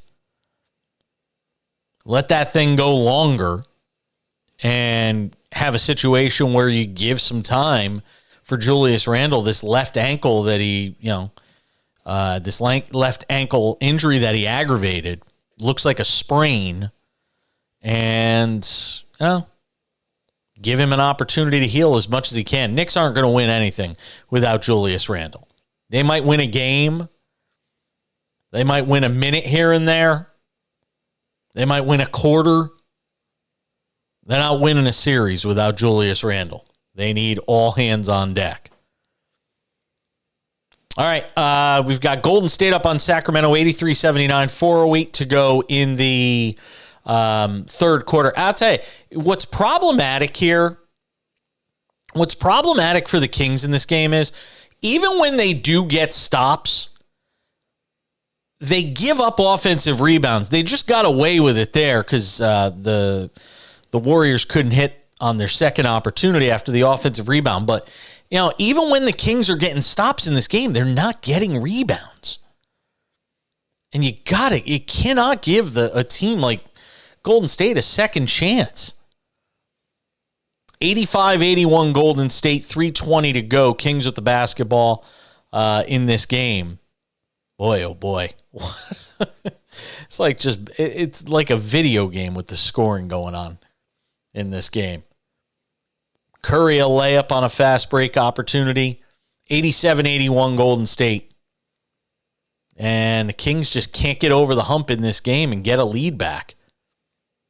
Wide open 3 miss. So we'll see what happens. I was commenting to our producer engineer Justin Barbosa back in Houston. What strikes me most watching this game, the deeper this series goes, what strikes me the most is just how calm and relaxed the Warriors look. Nothing rattles them. Nothing phases them. They don't look like a team that's in, a dogfight, so to speak. In a game where, if they lose this game, there's a chance they're going home in game 6. And obviously in game 7 if it gets to that. So it's kind of remarkable to just watch the poise and the calm, the lack of panic, almost without a pulse that the Warriors play with over the course of this game. It's just another basketball game for them. It really is. 87-82 the score with 2:52 to go, and Harrison Barnes at the line for a couple of free throws. Miami is down 107-99, now 108-99. Barnes hits the second free throw. 87-83 Golden State on top with 2:44 to go in the third. And again, it's just going to be a question of who could string together a couple of stops. Boy, oh boy. Draymond Green just getting a hoop in the foul and then talking trash to somebody. Yeesh. Warriors are fired up right now. So, late in the third quarter of that game, we'll continue to keep tabs on it, let you know what is going on. We talked about Anthony Edwards and the lack of maturity. And then we were in the conversation with Kurt Heelan. We also talked about it as far as it relates to the Memphis Grizzlies. And, Steven Adams is supposed to be that veteran guy that you look to for leadership and to help with the growth and maturity process for this team, but it's just not happening. It doesn't exist. Steven Adams, great player, solid player, lunchbox guy, but I don't watch that Grizzlies team and feel like that's a team that's taken their cues from their, from their center and Steven Adams. I just don't. And if you get bounced in the first round this year, and you could talk about Brandon Clark and Steven Adams injuries and the Ja Morant injury, You've got to look at something more systematic and fundamental in terms of what is wrong in that organization for a team that talented to do what it did during the regular season, to lose in the first round. Granted, the Lakers were not the matchup they or anybody else should have wanted, but it's going to put the Grizzlies organization in a tough spot in the offseason. Final hour right around the corner.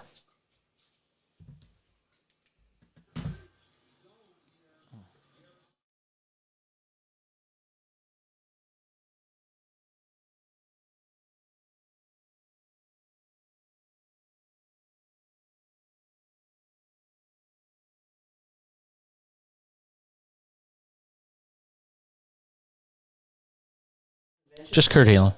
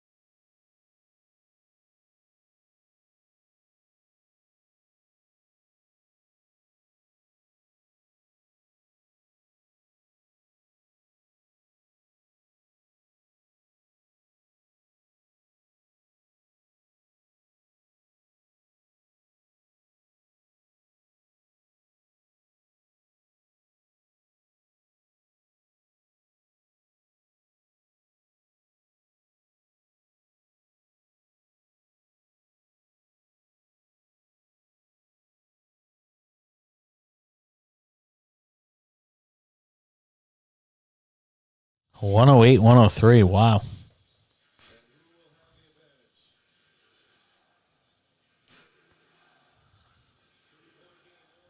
Yeah, that should be it for the podcast.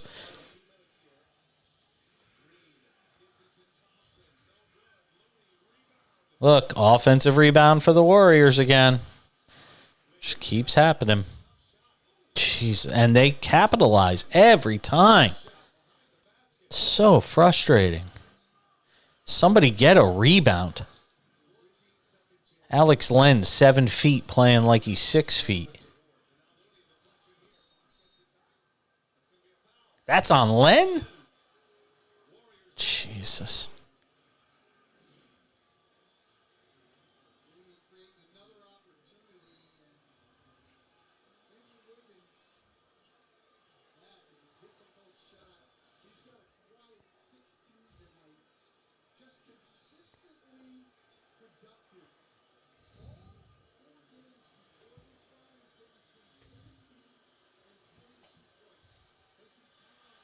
Clang.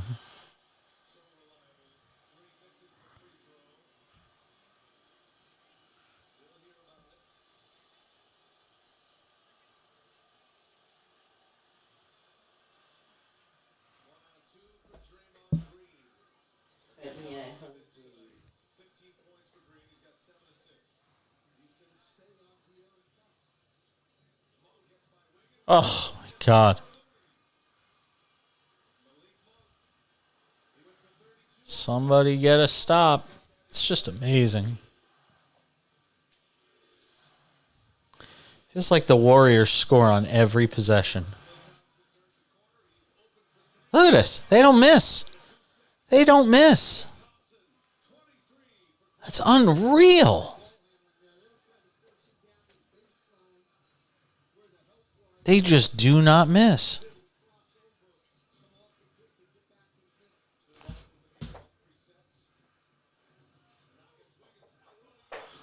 Yeah. No, now it's 5. All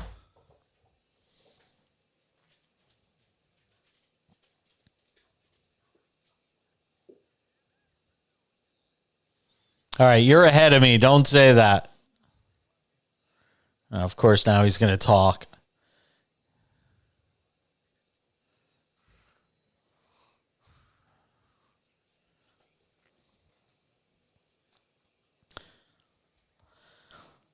final hour of a Wednesday/Thursday edition of the show. Final show of the week for us.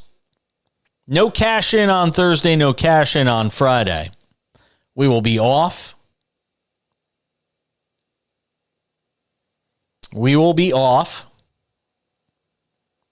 And the reason is simple. NFL draft coverage courtesy of VEASAN. And they're going to have people in Kansas City hosting shows. And I thought it was best to give you guys the best draft coverage you possibly can get. So you will have VEASAN draft coverage coming up on Thursday night and Friday night. Boy, I'll tell you, when Draymond Green has 18 points on 7 of 8 shooting, it certainly starts to feel like this is going to be the Warriors' night. There's 3 things happening here. One, Draymond Green is literally having his best game of the season and the most important game. The other thing happening, right now, Draymond and De'Aaron Fox are yapping at each other while Draymond's trying to shoot a free throw. The other thing that's happening here is every time the Warriors miss a shot, they're getting an offensive rebound. And they're capitalizing on that every single time.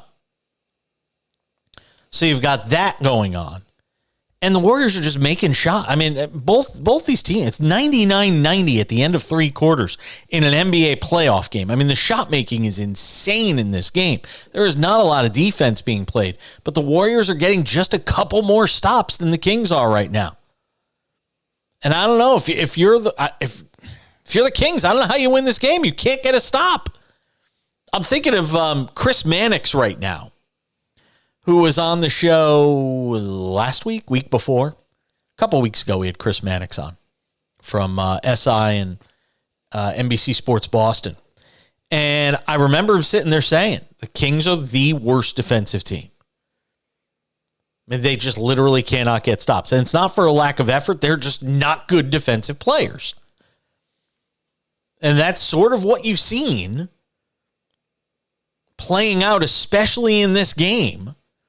An inability to get timely stops. And the Warriors are just making everything right now.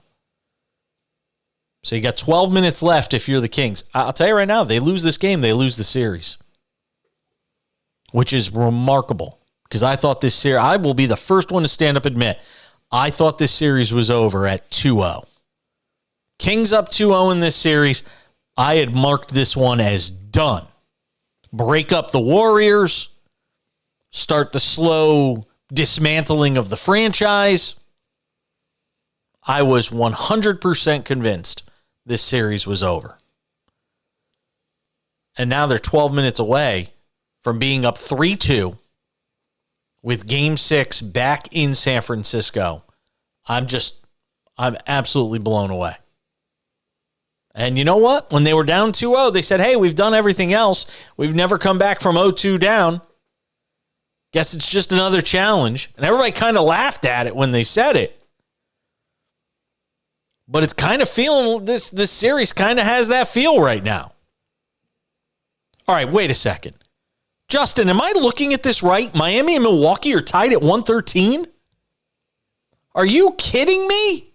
What is going on in that game? I can't watch 2 games at once. This is a big problem. All right, I'm busting out the iPad. We got to go 2 screens here. I got the TV on one. We'll put the iPad on and watch the other because this is insane whatever's going on right now.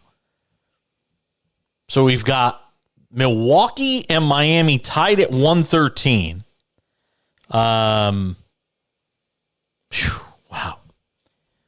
And Golden State getting ready to go to the 4th quarter, so we'll keep tabs on that. But Milwaukee right now, with the basketball, tied against Miami, 113 with under 110 to go in the 4th.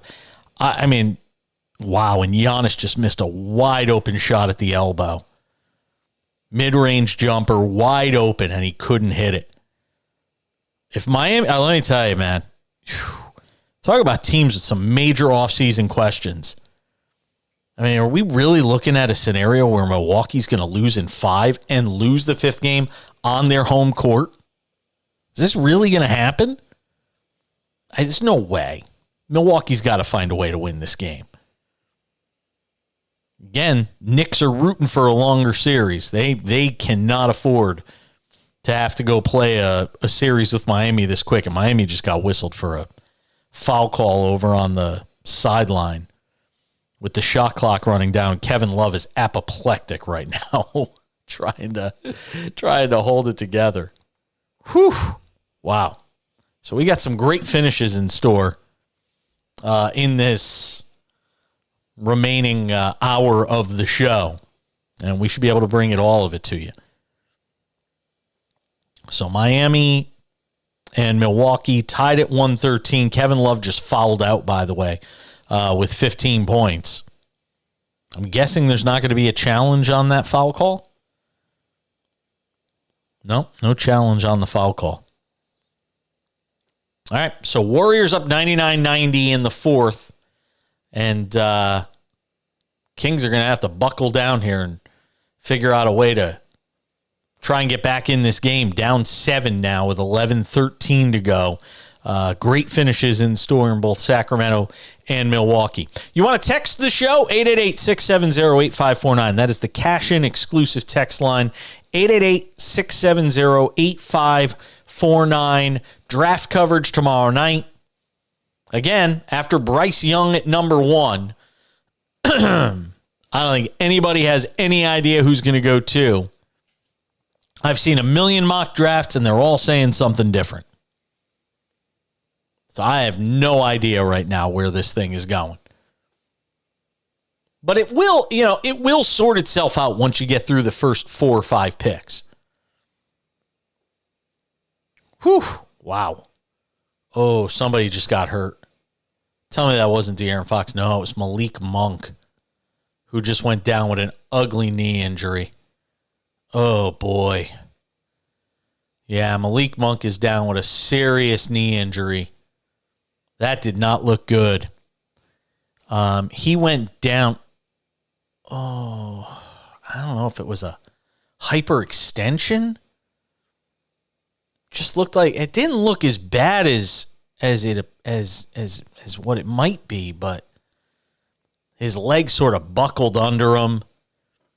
And so they're going to take a look at him. Stoppage on the court, 10:51 to go in the 4th. Golden State on top of Sacramento, 99-92.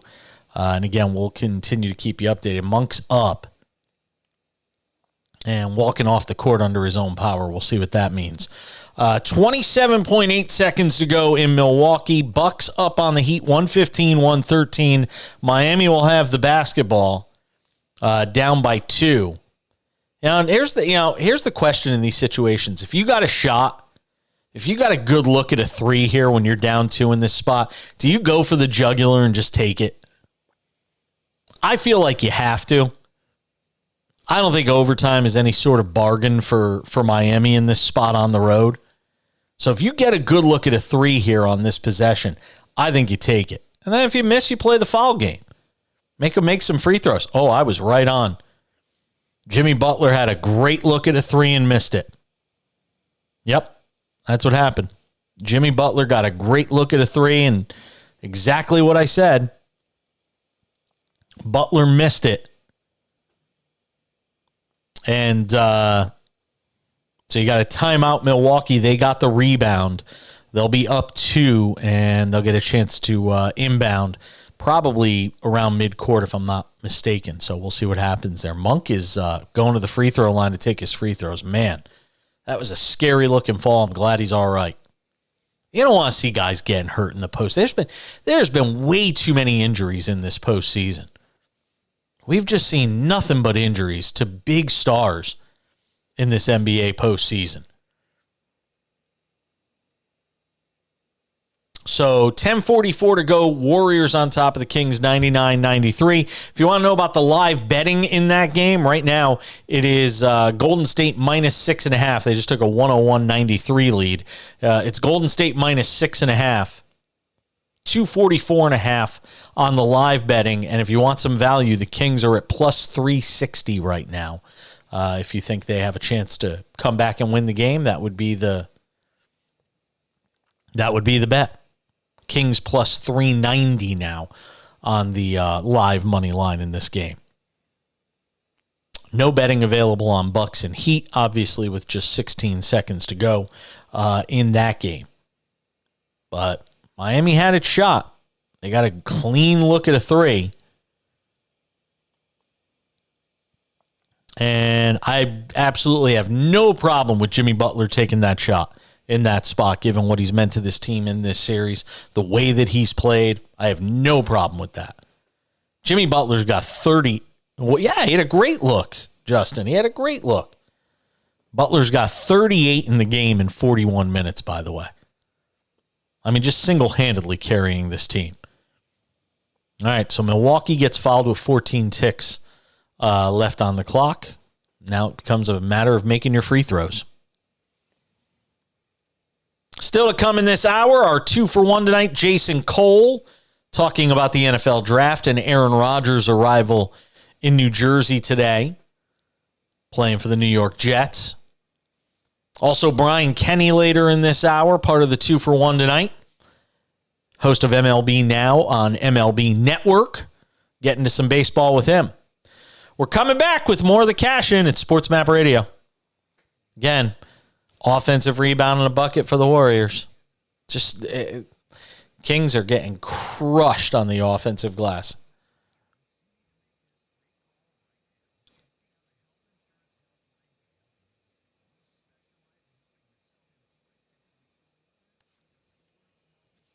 Down 4. Yeah. Oh, down 1. Jesus. Who hit that? Oh, my God, they turned it over. They call a foul? How are you calling a foul on? What are they calling? What is going on? Foul will go against Kyle Lowry. And remember, Miami has their challenge and they will use it. I'm going to have to look at this one again. How was that a foul on Lowry? How is that a foul? Maybe you don't call anything, but that is definitely not a foul on Lowry. They'll sort it out with Wow. 6 seconds to go. Drama in Milwaukee. Jesus. What happened in the Warrior game?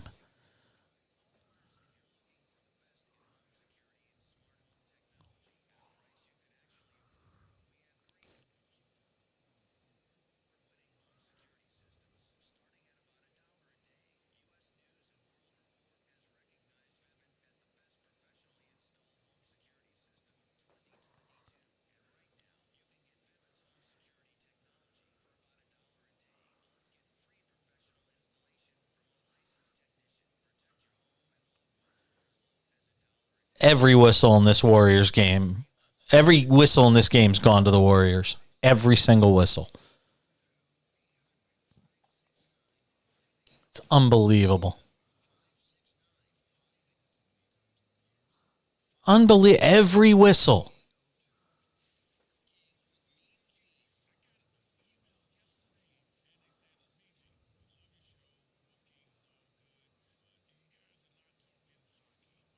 Jesus, Mary and Joseph.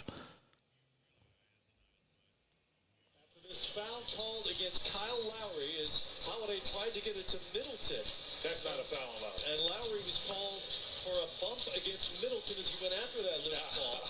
And honestly, it feels like a no call, if anything. It's a no call or it's a foul on Middleton. It is not a foul on Lowry. If this challenge is successful, the officials have a couple of different routes they can go. They can call the foul on Middleton if they choose. They can make it a no call, in which case... Wow. Don't tell me what happens. I'm behind you. Best option would be no call, and we're looking at a jump ball. That's your menu of options. You're choosing C. I'm choosing C. Okay. What are you choosing? I think you're right. I think that's the way it's going to go. The defender gets his hand on the ball and deflects it away. This is a legal defensive play by Kyle Lowry. The challenge is successful. The contact by Middleton is ruled marginal and incidental. At the time of the whistle, there was no possession. Therefore, we will jump it up. Oh, my God. Jump ball, really? Well, you got to have Giannis jumping it up right here. Jesus. This is crazy. It is amazing. I mean, every whistle in this Warrior game tonight has gone to the Warriors. Every single whistle. And then they just had this controversial play in the Milwaukee-Miami game, which is probably too convoluted to try and explain on the radio, but he had a loose ball situation. Kyle Lowry got called for a foul. Could have easily gone against Chris Middleton on the same play. They decide to retract the foul from Lowry, but nobody was able to get to the ball because they blew the whistle, and now they say jump ball at center court. So, and Milwaukee's got, Brooks Lopez, who's going to be able to jump it up in the middle against Bam Adebayo, and we'll see who wins it, but man. Meanwhile, Sacramento's trying to make a run. They were down 12. Now they're down 6. Oh my goodness, did Milwaukee just throw it away? What on earth is going on in this basketball game? What a bonkers game. What a bonkers finish to this basketball game. Did he step out of bounds on that play? Wow. This is just crazy. Got players flying out of bounds. Warriors up 8. We'll keep tabs on it. Continue to let you know what's going on. Also, NHL tonight. We haven't talked much about the NHL playoffs, but Seattle is on the verge of taking a 3-2 series lead on the Avalanche. The Kraken, just their second year in the league, the Seattle Kraken are up 3-2 on the Avalanche with 2:55 to go in the third period. Game 6 will be back in Seattle. Wow. I mean, this is wild stuff. Crazy ending to the night in sports. You got whistles, you got officials meeting and all these games. I mean, you try and sort it all. You try and sort it all out right now. It is just absolutely bonkers what is going on in some of these NBA games. Officials are trying to see if there's a take foul on the Warriors. So wait and see what the call is in that game. But there's just so much activity right now, so much action going on in all these late games. I mean, it's what people are going to be talking about tomorrow, so we might as well make sure and talk about it now. Before I run out of time tonight on the show, because we got back-to-back interviews to end the show tonight, I've got to take a minute and talk about easily the best story of the entire sports day. I've been following this for more than a few days now, so I'm glad it's finally come to a resolution. You don't know who Drew Maggi is unless you're a fan of the Pittsburgh Pirates or you're a real big baseball fan. The guy is 33 years old, Drew Maggi. He has played 1,155 games in 13 minor league seasons before being called up by the Pirates earlier this week. Now, this isn't the first time that Maggi has gotten an opportunity to come up to the major leagues. But the last time he got a call up, he didn't appear in a game. So he actually has the distinction of being a guy that made it into the major leagues, but never had an official at bat of any kind. Never appeared in a game. That ended tonight for Drew Maggi, who got put in as a pinch hitter in a Pirates win over the Dodgers tonight in the 8th inning. He got a standing ovation from the crowd. Easily one of the coolest things you will see when it comes to covering sports. Oh my goodness, did that just happen? Justin, did that just happen? Did Miami just tie the game? Wow, an alley-oop at the buzzer gets Miami and Milwaukee to overtime? Oh my goodness. You got to see this to believe it. I mean, Jimmy Butler caught the ball while he was falling on his backside, and he just put it up into the basket, and it went in. Wow. Overtime between Milwaukee and Miami. Unreal. You have to see this shot to believe it. So I apologize that radio will never do this justice. But we're going to overtime in Milwaukee. Meanwhile, Sacramento has battled back. They were down 12. Now they're down 4. 107-103. Just to finish the story on Drew Maggi, because both these games are actually in timeouts, so we can all take a breath for a second here. I mean, Justin, isn't this crazy? I mean, these two games are nuts. It's nuts. I mean, this is one of the wildest nights I've seen to an NBA postseason. And by the way, here's the worst part. Bad job by the NBA. Nobody's seeing this on the East Coast because it's after midnight. Ridiculous. So Drew Maggi tonight got this at bat. One of the coolest stories you will ever see. Here we go. Here's the moment it happened. Maggi will have his first major league plate appearance. Number 39, Drew Maggi will pitch it for Andrew McCutchen, making his major league debut. That's so awesome.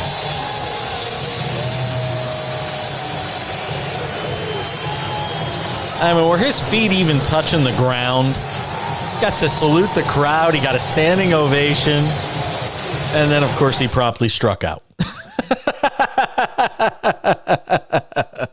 But now he's in the history books. He'll be in the baseball encyclopedia forever. Pinch hit for Andrew McCutchen with 1 out in the 8th inning. Got a standing O. He actually hit one foul, so he did make some contact.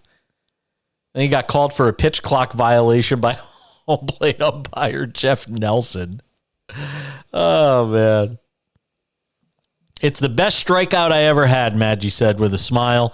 Asked on the field after the game how the night felt. He said, I really can't put it into words. I can't explain how I was feeling. I didn't even know what to do. You guys were cheering me on. I don't know. I never expected that. Through the journey, I thought I'd make my debut, and it would be a normal at-bat. Obviously special, but the crowd cheering my name. I got my parents here, my 3 brothers, a sister back at home. I mean, this is unbelievable. Thank you, everybody. Unbelievable story. Somebody's going to make a movie out of that one day. I don't know. Can you make a movie out of it when the guy gets one official at bat and strikes out? What do you think, Justin? Can you make a movie out of it? 13 years in the minors? He said, I saw my dad crying. I don't think I ever saw him cry before. All those years, I wondered what I would say to my parents if that moment ever were to come. They've been right here with me. Hearing those words made it all worthwhile. I know the last 13 years have not been wasted. 13 years. Can you imagine 13 years? I mean, that really is remarkable. I mean, how many people would just even gut it out and keep playing in the minors for 13 years? It's just remarkable. All right, so they're in overtime. Miami gets the first bucket, 120-118, 4:05 to go. And I'll tell you right now, if I'm Milwaukee, I wouldn't be shocked if Milwaukee just said, you know what, let's call it a day. I mean, Miami's got our number. Let's just call it a day. Mind you, there's a lot of playoff history between these two teams. A few years ago, Miami knocked them off. Oh boy, it's getting physical with the Warriors and the Kings. Whew. Then a couple of years later, when Milwaukee won the title, they beat Miami to get there. So there's a lot of history here. Offensive foul on the Kings. I think it was on Malik Monk, who was a little bit out of control there. Warriors up 4 with 6:18 to play. Still a ton of time left in that basketball game. And the Kings have managed to get a couple of stops here in the fourth quarter, which has allowed them to get back into the game. Boy, that was a bad shot by Curry. Wiggins from a mile away. Boy, this game is just helter-skelter right now. Absolute helter-skelter. It's wild. Golden State up 107-103. Kings with the ball. Foul on the Warriors. We'll keep you up to date there. Miami up 2 on Milwaukee with 3:33 to play in OT. And Giannis just missed a free throw. He's got 33 points on the night. How about this line on Antetokounmpo, though?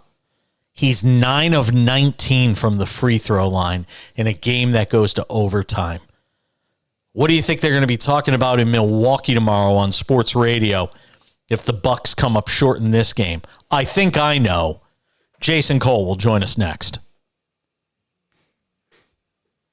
Wow.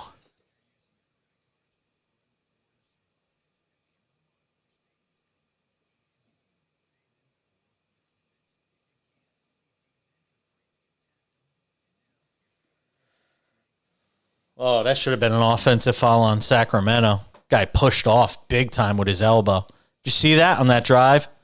The drive and then the kick out? Yeah, that should have been an offensive foul. That's a bad no call. And then Sabonis got fouled, but they should have been hit with a charge before that. And Draymond saying that's 2 in a row you missed. And he's right. They've blown a couple of calls here late.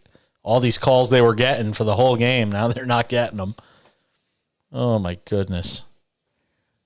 What a bonkers couple of games. I still can't. I know. That's nuts.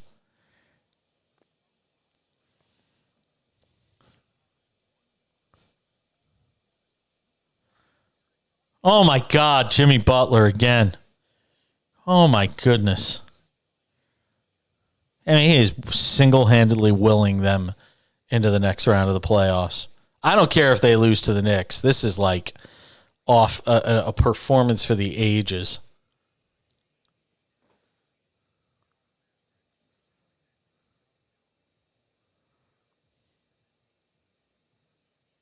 Oh, what a shot by Curry. Oh, my God. Jesus.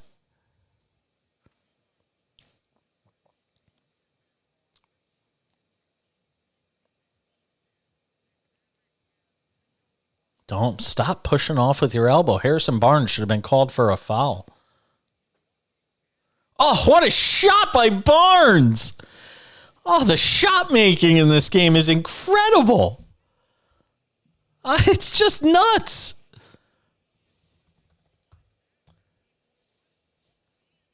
Wow.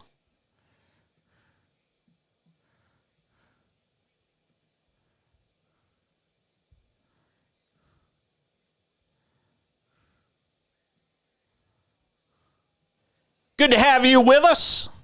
The 2-for-1 tonight. My man Jason Cole, Outkick.com. Senior NFL writer. Another offensive rebound for the Warriors. Hall of Fame selector. And a man who apparently likes his margaritas. At least that's what we found out tonight. You know who's giving me grief forever? Mark Spears, the longtime ESPN reporter. Wow. Well, no, this is a true story. So this is a true story. One night, when I was living in San Francisco, Mark Spears took me out with somebody from a former 49ers Super Bowl winner whose name escapes me. I don't remember the guy's name. But the three of us went out to eat one night. We went to some Montana. No, it was not Joe Montana. Joe Montana? No, it was not Joe Montana. So we all go out and we go to this like swanky bar. And Mark Spears says, "What are you going to have?" And I was in my chocolate martini stage at this time.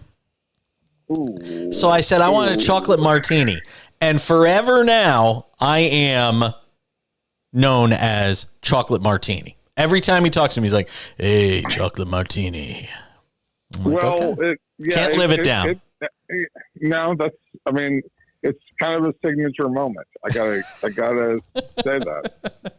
Okay. I'm pretty much, I like the industrial strength margarita at a Keys in Willow Glen, but, there's something about industrial strength. I wouldn't mind being known that way. Chocolate martini. Yeah. That's not quite the same badge of honor, I guess. Is that what we're saying? Yeah, apparently it just doesn't go very well. All right, before we get to the draft, give me your thoughts on what you heard from Aaron Rodgers today. Was there anything that stuck out to you? He was eloquent. I think he got people excited. You know, it was a good first press conference in terms of delivering what people want to hear. Free throw line in this basketball game. I mean, if this is the way the Bucks go down, with Giannis going 10 of 23 at the line, it is going to be a long off season for this Milwaukee Bucks team. And he can't make a free throw. I mean, it almost looks like he's aiming right now. Like he can't shoot them. Miami's up 126-119. Chris Middleton is at the line. He just made a free throw. They got another free throw here to try and get it down to 5. Golden State's up 2 on Sacramento with 4:14 to go in the fourth quarter. So the Kings very much alive in that game. Middleton made a second free throw, so it's a 3-shot foul, I guess. Must have been on a 3. So Middleton's got one more free throw coming to try and make it a 4-point game. But boy, oh boy. Look, there have been players throughout the history of this game that have been amazing, dynamic stars who cannot make their free throws, and they just never get better. Giannis is a guy, though. I don't know what he shot it at during the regular season. Justin, can you see what his free throw shooting percentage was during the regular season? As the Bucks force a turnover right now with a chance to try and get closer. I'd be curious to know what his free throw shooting percentage was during the regular season. And then Giannis gets a bucket at the rack. So now it's 126-124 Miami with under a minute to play in Milwaukee. Yeah, let me know what you find on Giannis for a free throw shooting percentage. I mean, sick. All right. I mean that's still better than 10 for 23. If I'm Miami, oh boy, they missed a 3. Yikes. How is Struss the guy taking a shot in that spot? Under a minute to play, and you've got Struss taking shots. Yeah, and Giannis could have easily been called for a foul there on the closeout on that 3. But I'm almost wondering if the ball gets into Giannis's hands at this point, do you just foul him? Oh, it was a foul. Wow, they did call a foul on Giannis. So Struss is getting 3 free throws at 126-124. Boy, what a night for Draymond Green. What a night for Draymond Green. I mean, just 21 points, 8 of 10 shooting, 7 assists for Draymond Green. And he's been tenacious on the defensive end. Look, anybody who listens to this show knows what I think of his act. But he just got a deflection and a steal on a Kings possession. He's just, listen, I'm going to look at it the other way. You know, if you are the Warriors tonight and you don't win with this kind of effort from Draymond Green, and then Klay Thompson just hits one in the corner. I don't know if it's a 2 or 3. It's a 2. It's 115-110. If you don't win this game tonight and you're the Warriors, you have to wonder if you could ever win on the road. Because they've done just about everything right. They've had a lot of calls go their way. And if you can't win on a night like this, if you're Golden State, you can't ever win. You just can't. 2:50 to go. Oh, Thompson just got another good look for 3 and missed it. Airballed it. All right, so Sacramento will have it with 2:44 to go. Miami up 2 with under 20 seconds to go. As they try to close out the Milwaukee Bucks. So we're keeping an eye on that. And Sacramento down 5 with the basketball right now. Under 10 to go. Milwaukee down 2 with the basketball. Oh, boy. A frantic finish. They run out of time. They don't get a shot off. Oh my God. They didn't get the shot off. And it's all over for the Milwaukee Bucks. The number 1 seed in the East is going home. Wow. Well, the whole possession, he just wound up with the hot potato in his hand as the last guy with the ball in his hands. The whole possession was a disaster.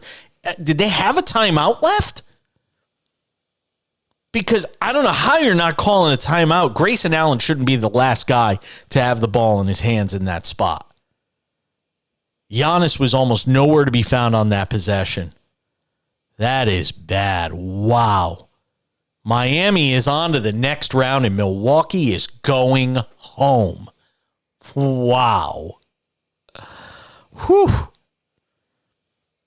Know what they say about games like that? Chop off my legs and call me Shorty. That is unreal. Jimmy Butler. What a night.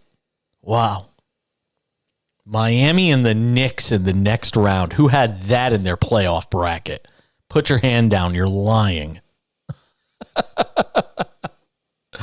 And now we'll see what Golden State does here. Up 3. And an offensive foul against the Warriors. Boy, Sacramento's just hanging on in this game. And you got to be cringing if you're a Warriors fan. So Golden State leads Sacramento 117-114. Oh, that's going to be an offensive foul. That should be an offensive foul. Warriors are going to challenge. I'm not sure if that's the spot where I would use my challenge if I'm the Warriors, but that's what they're going to do. Kevon Looney on a drive to the basket gets called for a charge. So 1:11 to go in the fourth. And boy, you know what? They should talk to Jimmy Butler all night over on NBA TV. Wow. What Butler finished with in that game? Jesus. He goes 50 burger, 42 to close it out. It's just out of this world. I'm sorry. I don't mean to sound giddy, but there are very few nights we get that are like this. And these two games, the way they finished, wow. No matter what the result winds up being. Wow, Miami and the Knicks in the Eastern Conference semifinals. Renewing acquaintances. Let me tell you something. There will be a lot of Knicks fans in Miami for those road games. I can promise you. There's going to be a lot of Knicks fans there. Whew. Just amazing. It's all over in Colorado. The Seattle Kraken are one win away from knocking off the top seed in the West in the Colorado Avalanche. Wow. Wild card Seattle beats Colorado tonight 3-2. The offensive foul on Looney stands, by the way. 3-ball for the Kings goes begging. A minute to play. Warriors with the ball up 3. And again, these late game situations in this series, you just have been kind of cringeworthy for the Warriors. They just cannot get good shots off. Boy, oh boy. Was that Wiggins who just hit that bucket? Warriors up 5 with 43 seconds to play. And another 3 goes off to the side of the rim. And the Warriors have the ball up 5 with 32 seconds to play in the fourth. So Warriors are going to win this game. Warriors are going to go up 3-2.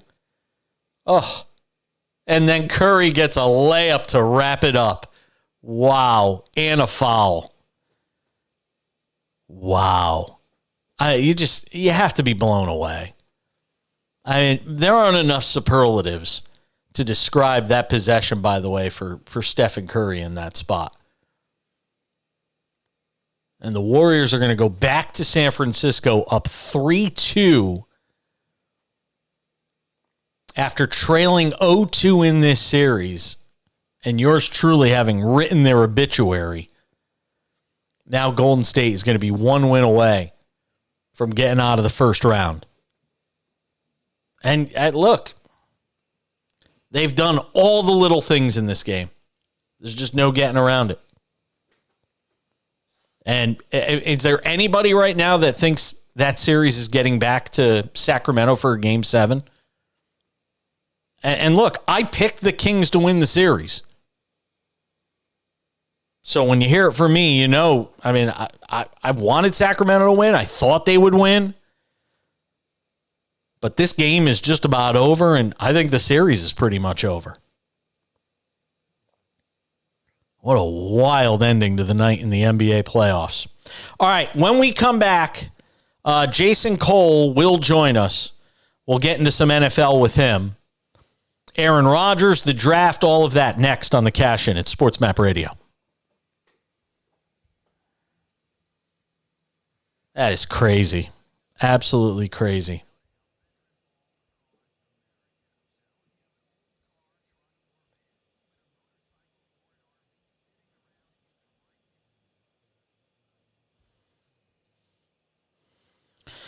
.42 on 17 of 33 shooting. Antetokounmpo, 10 of 23 from the line. The worst 38.20 rebound game in the history of the NBA. Seriously. I mean, it can't be worse.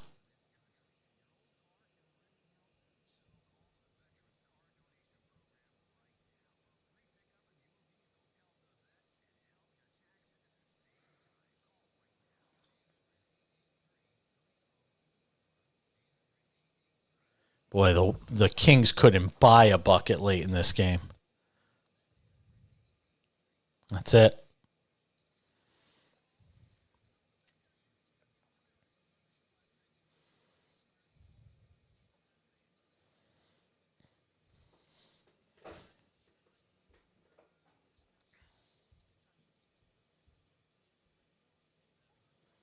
Quick rejoin here. Back to the sport. Good to have you with us. The 2-for-1 tonight. My man Jason Cole, Outkick.com, senior NFL writer. Also a Hall of Fame selector.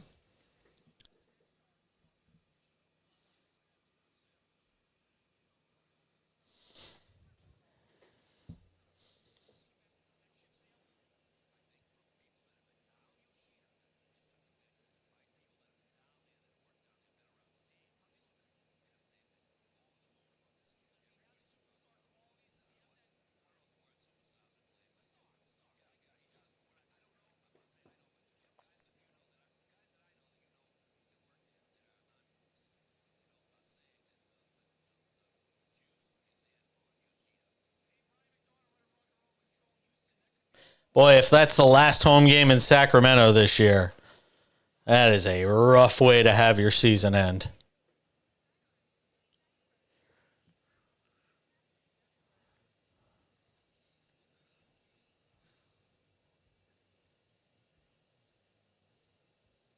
No, I don't either.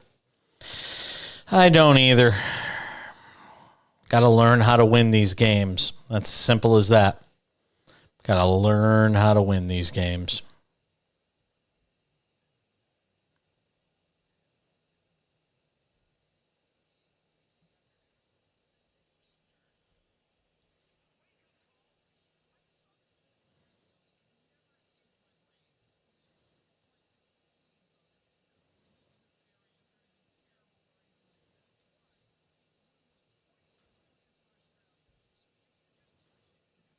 Good to have you with us.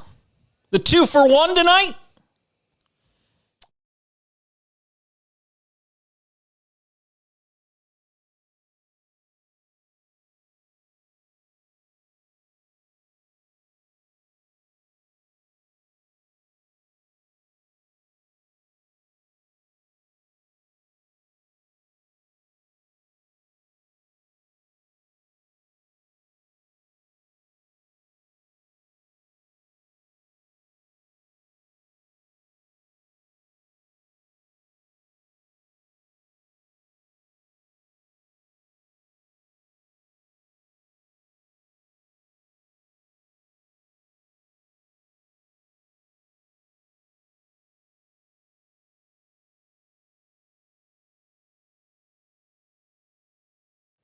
Good to have you with us.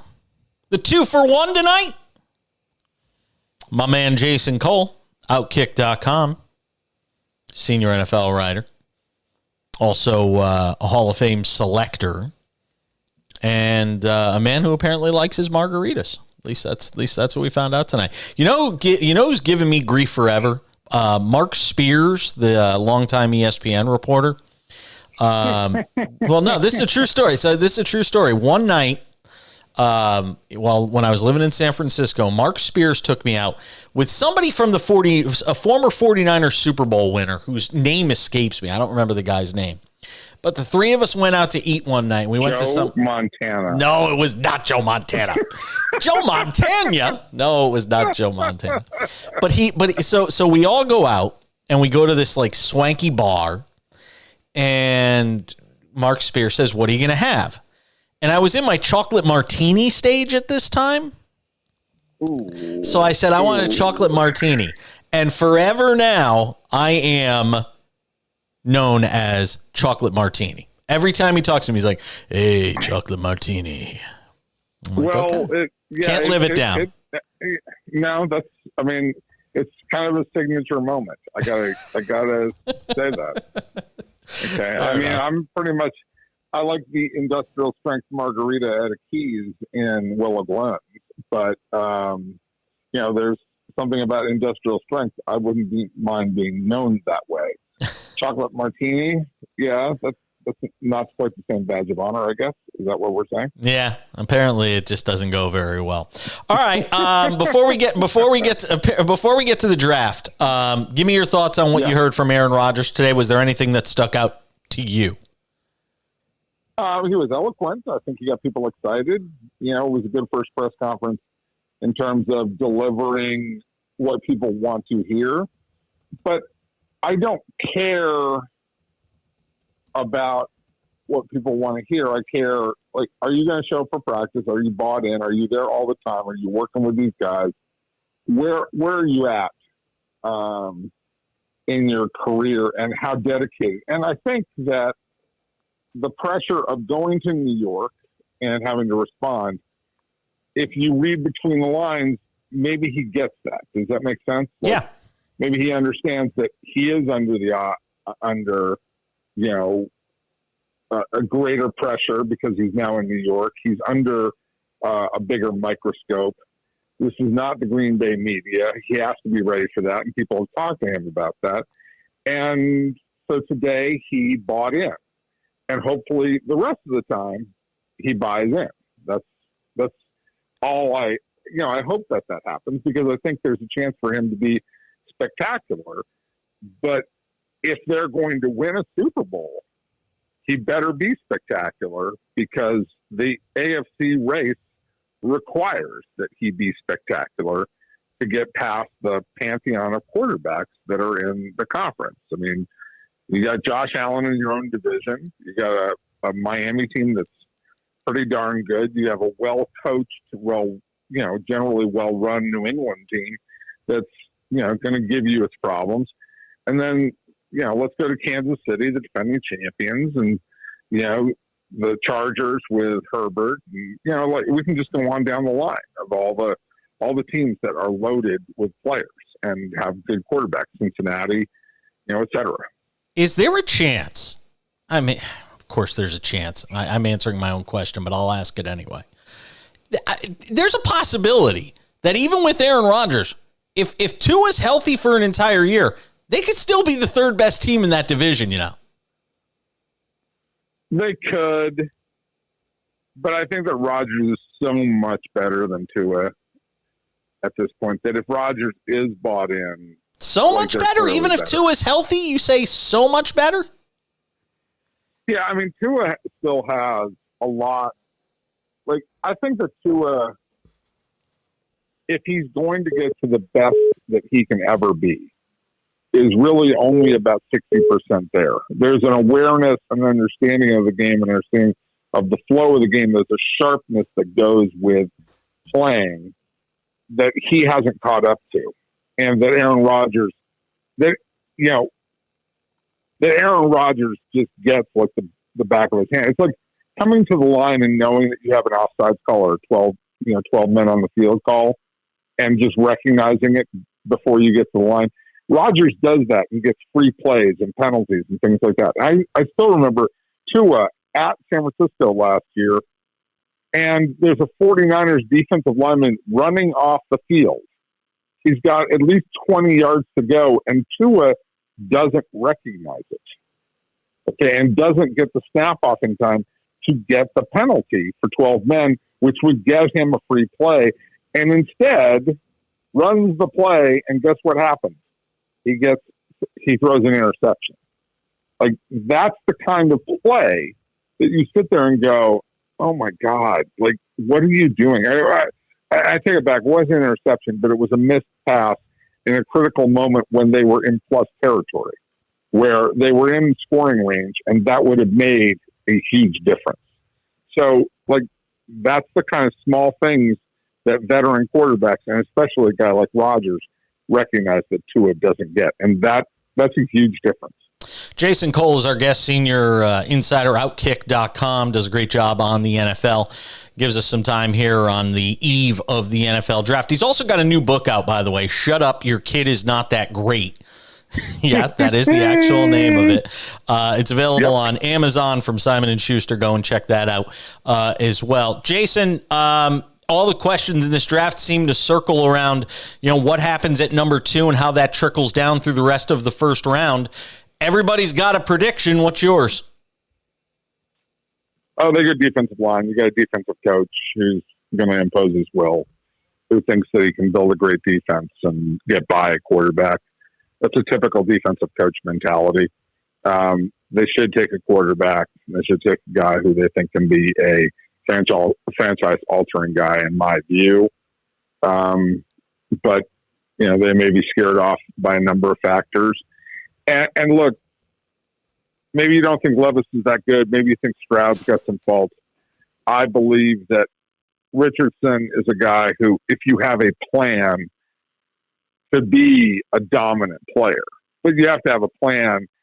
And this is where, if I'm D'Amico Ryans, like, you have to sit there and go, do I have an owner who's patient enough to sit for maybe 2 years to get this guy ready? And the answer is probably no. He doesn't have the kind of infrastructure within the organization to make that pick work. So who is the second quarterback off the board, and where's he going? Because I would imagine if Houston doesn't take a QB, then Arizona's not taking a QB, which takes us to the Colts. Levis, Richardson, 4 and 5.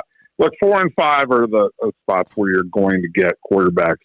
And those guys, those teams are likely to trade up if they think, if Seattle thinks that Indy's going to take their guy, they're going to trade up. No chance. You don't think there's any chance Seattle goes Jalen Carter? Oh, there's a chance. I mean, look, I think that in this draft, everything is on the board reacting to what happens at 2. I think everybody expects it's going to be Bryce Young at number 1, which is the safest pick, right? He's the most likely to be a good to very good and maybe a great starting quarterback in the NFL. Like, he has the least risk associated with him, despite the fact that he's so small. The other guys all have enormous risk involved with them compared to Bryce Young. So Bryce Young goes first. Okay. Right from the start, what does Houston do? Do they go defensive line, which I think 60% of people believe, or do they make the choice and go quarterback or not? And that's where everything starts to turn and people go, okay, is 3 available? What can we do? Arizona, if we want to pick up, trade up for one of the quarterbacks, we believe in this guy more than the other guy. And that's where the card playing starts. That's what I believe. Jason Cole, senior NFL insider, Outkick.com. He does a great job with all things NFL. We certainly love having him on the show. He's also the author of a brand new book, Shut Up, Your Kid Is Not That Great, available over at Amazon or wherever you find your books. By the way, do I get a copy of that? Yeah. Send me your address. All right. It'd be fun. I'm more than yeah. Oh, it's a quick and fun. Should be hopefully hilarious. We'll put it. And we'll put it up behind us right here on the new set so people can see it too. It'll give you. We love it. Yeah, absolutely love it. Done deal. Jason, have a great rest of the week. I'm off the next 2 nights. We'll catch up next week. Thank you, my friend. Happy draft day. We'll talk to you later. Absolutely. Jason Cole. That wraps things up for us. It's all over. Warriors beat the Kings. They are a 7.5-point favorite for Game 6 on Friday night. Lakers a 4.5-point favorite against the Grizzlies Friday night. We're out of time. Enjoy the draft. I'll catch you back here next week. Bye. Whew. Thank you, Justin. Have a good night. All right, that's it. That wraps it up for us on the video side as well. I have literally sat in front of this camera all day, so I am saying a quick goodbye. Everybody enjoy the draft. Should be amazing. We'll see what happens on Thursday night and Friday night. We'll be back live on Monday. Keep an eye on my social media. Twitter, @TheBackPage. TikTok, The Jason Page. I'll see you all there over the next few days. Enjoy your weekend. I'm going to try to. I'll see you all later. Have a great night. Bye.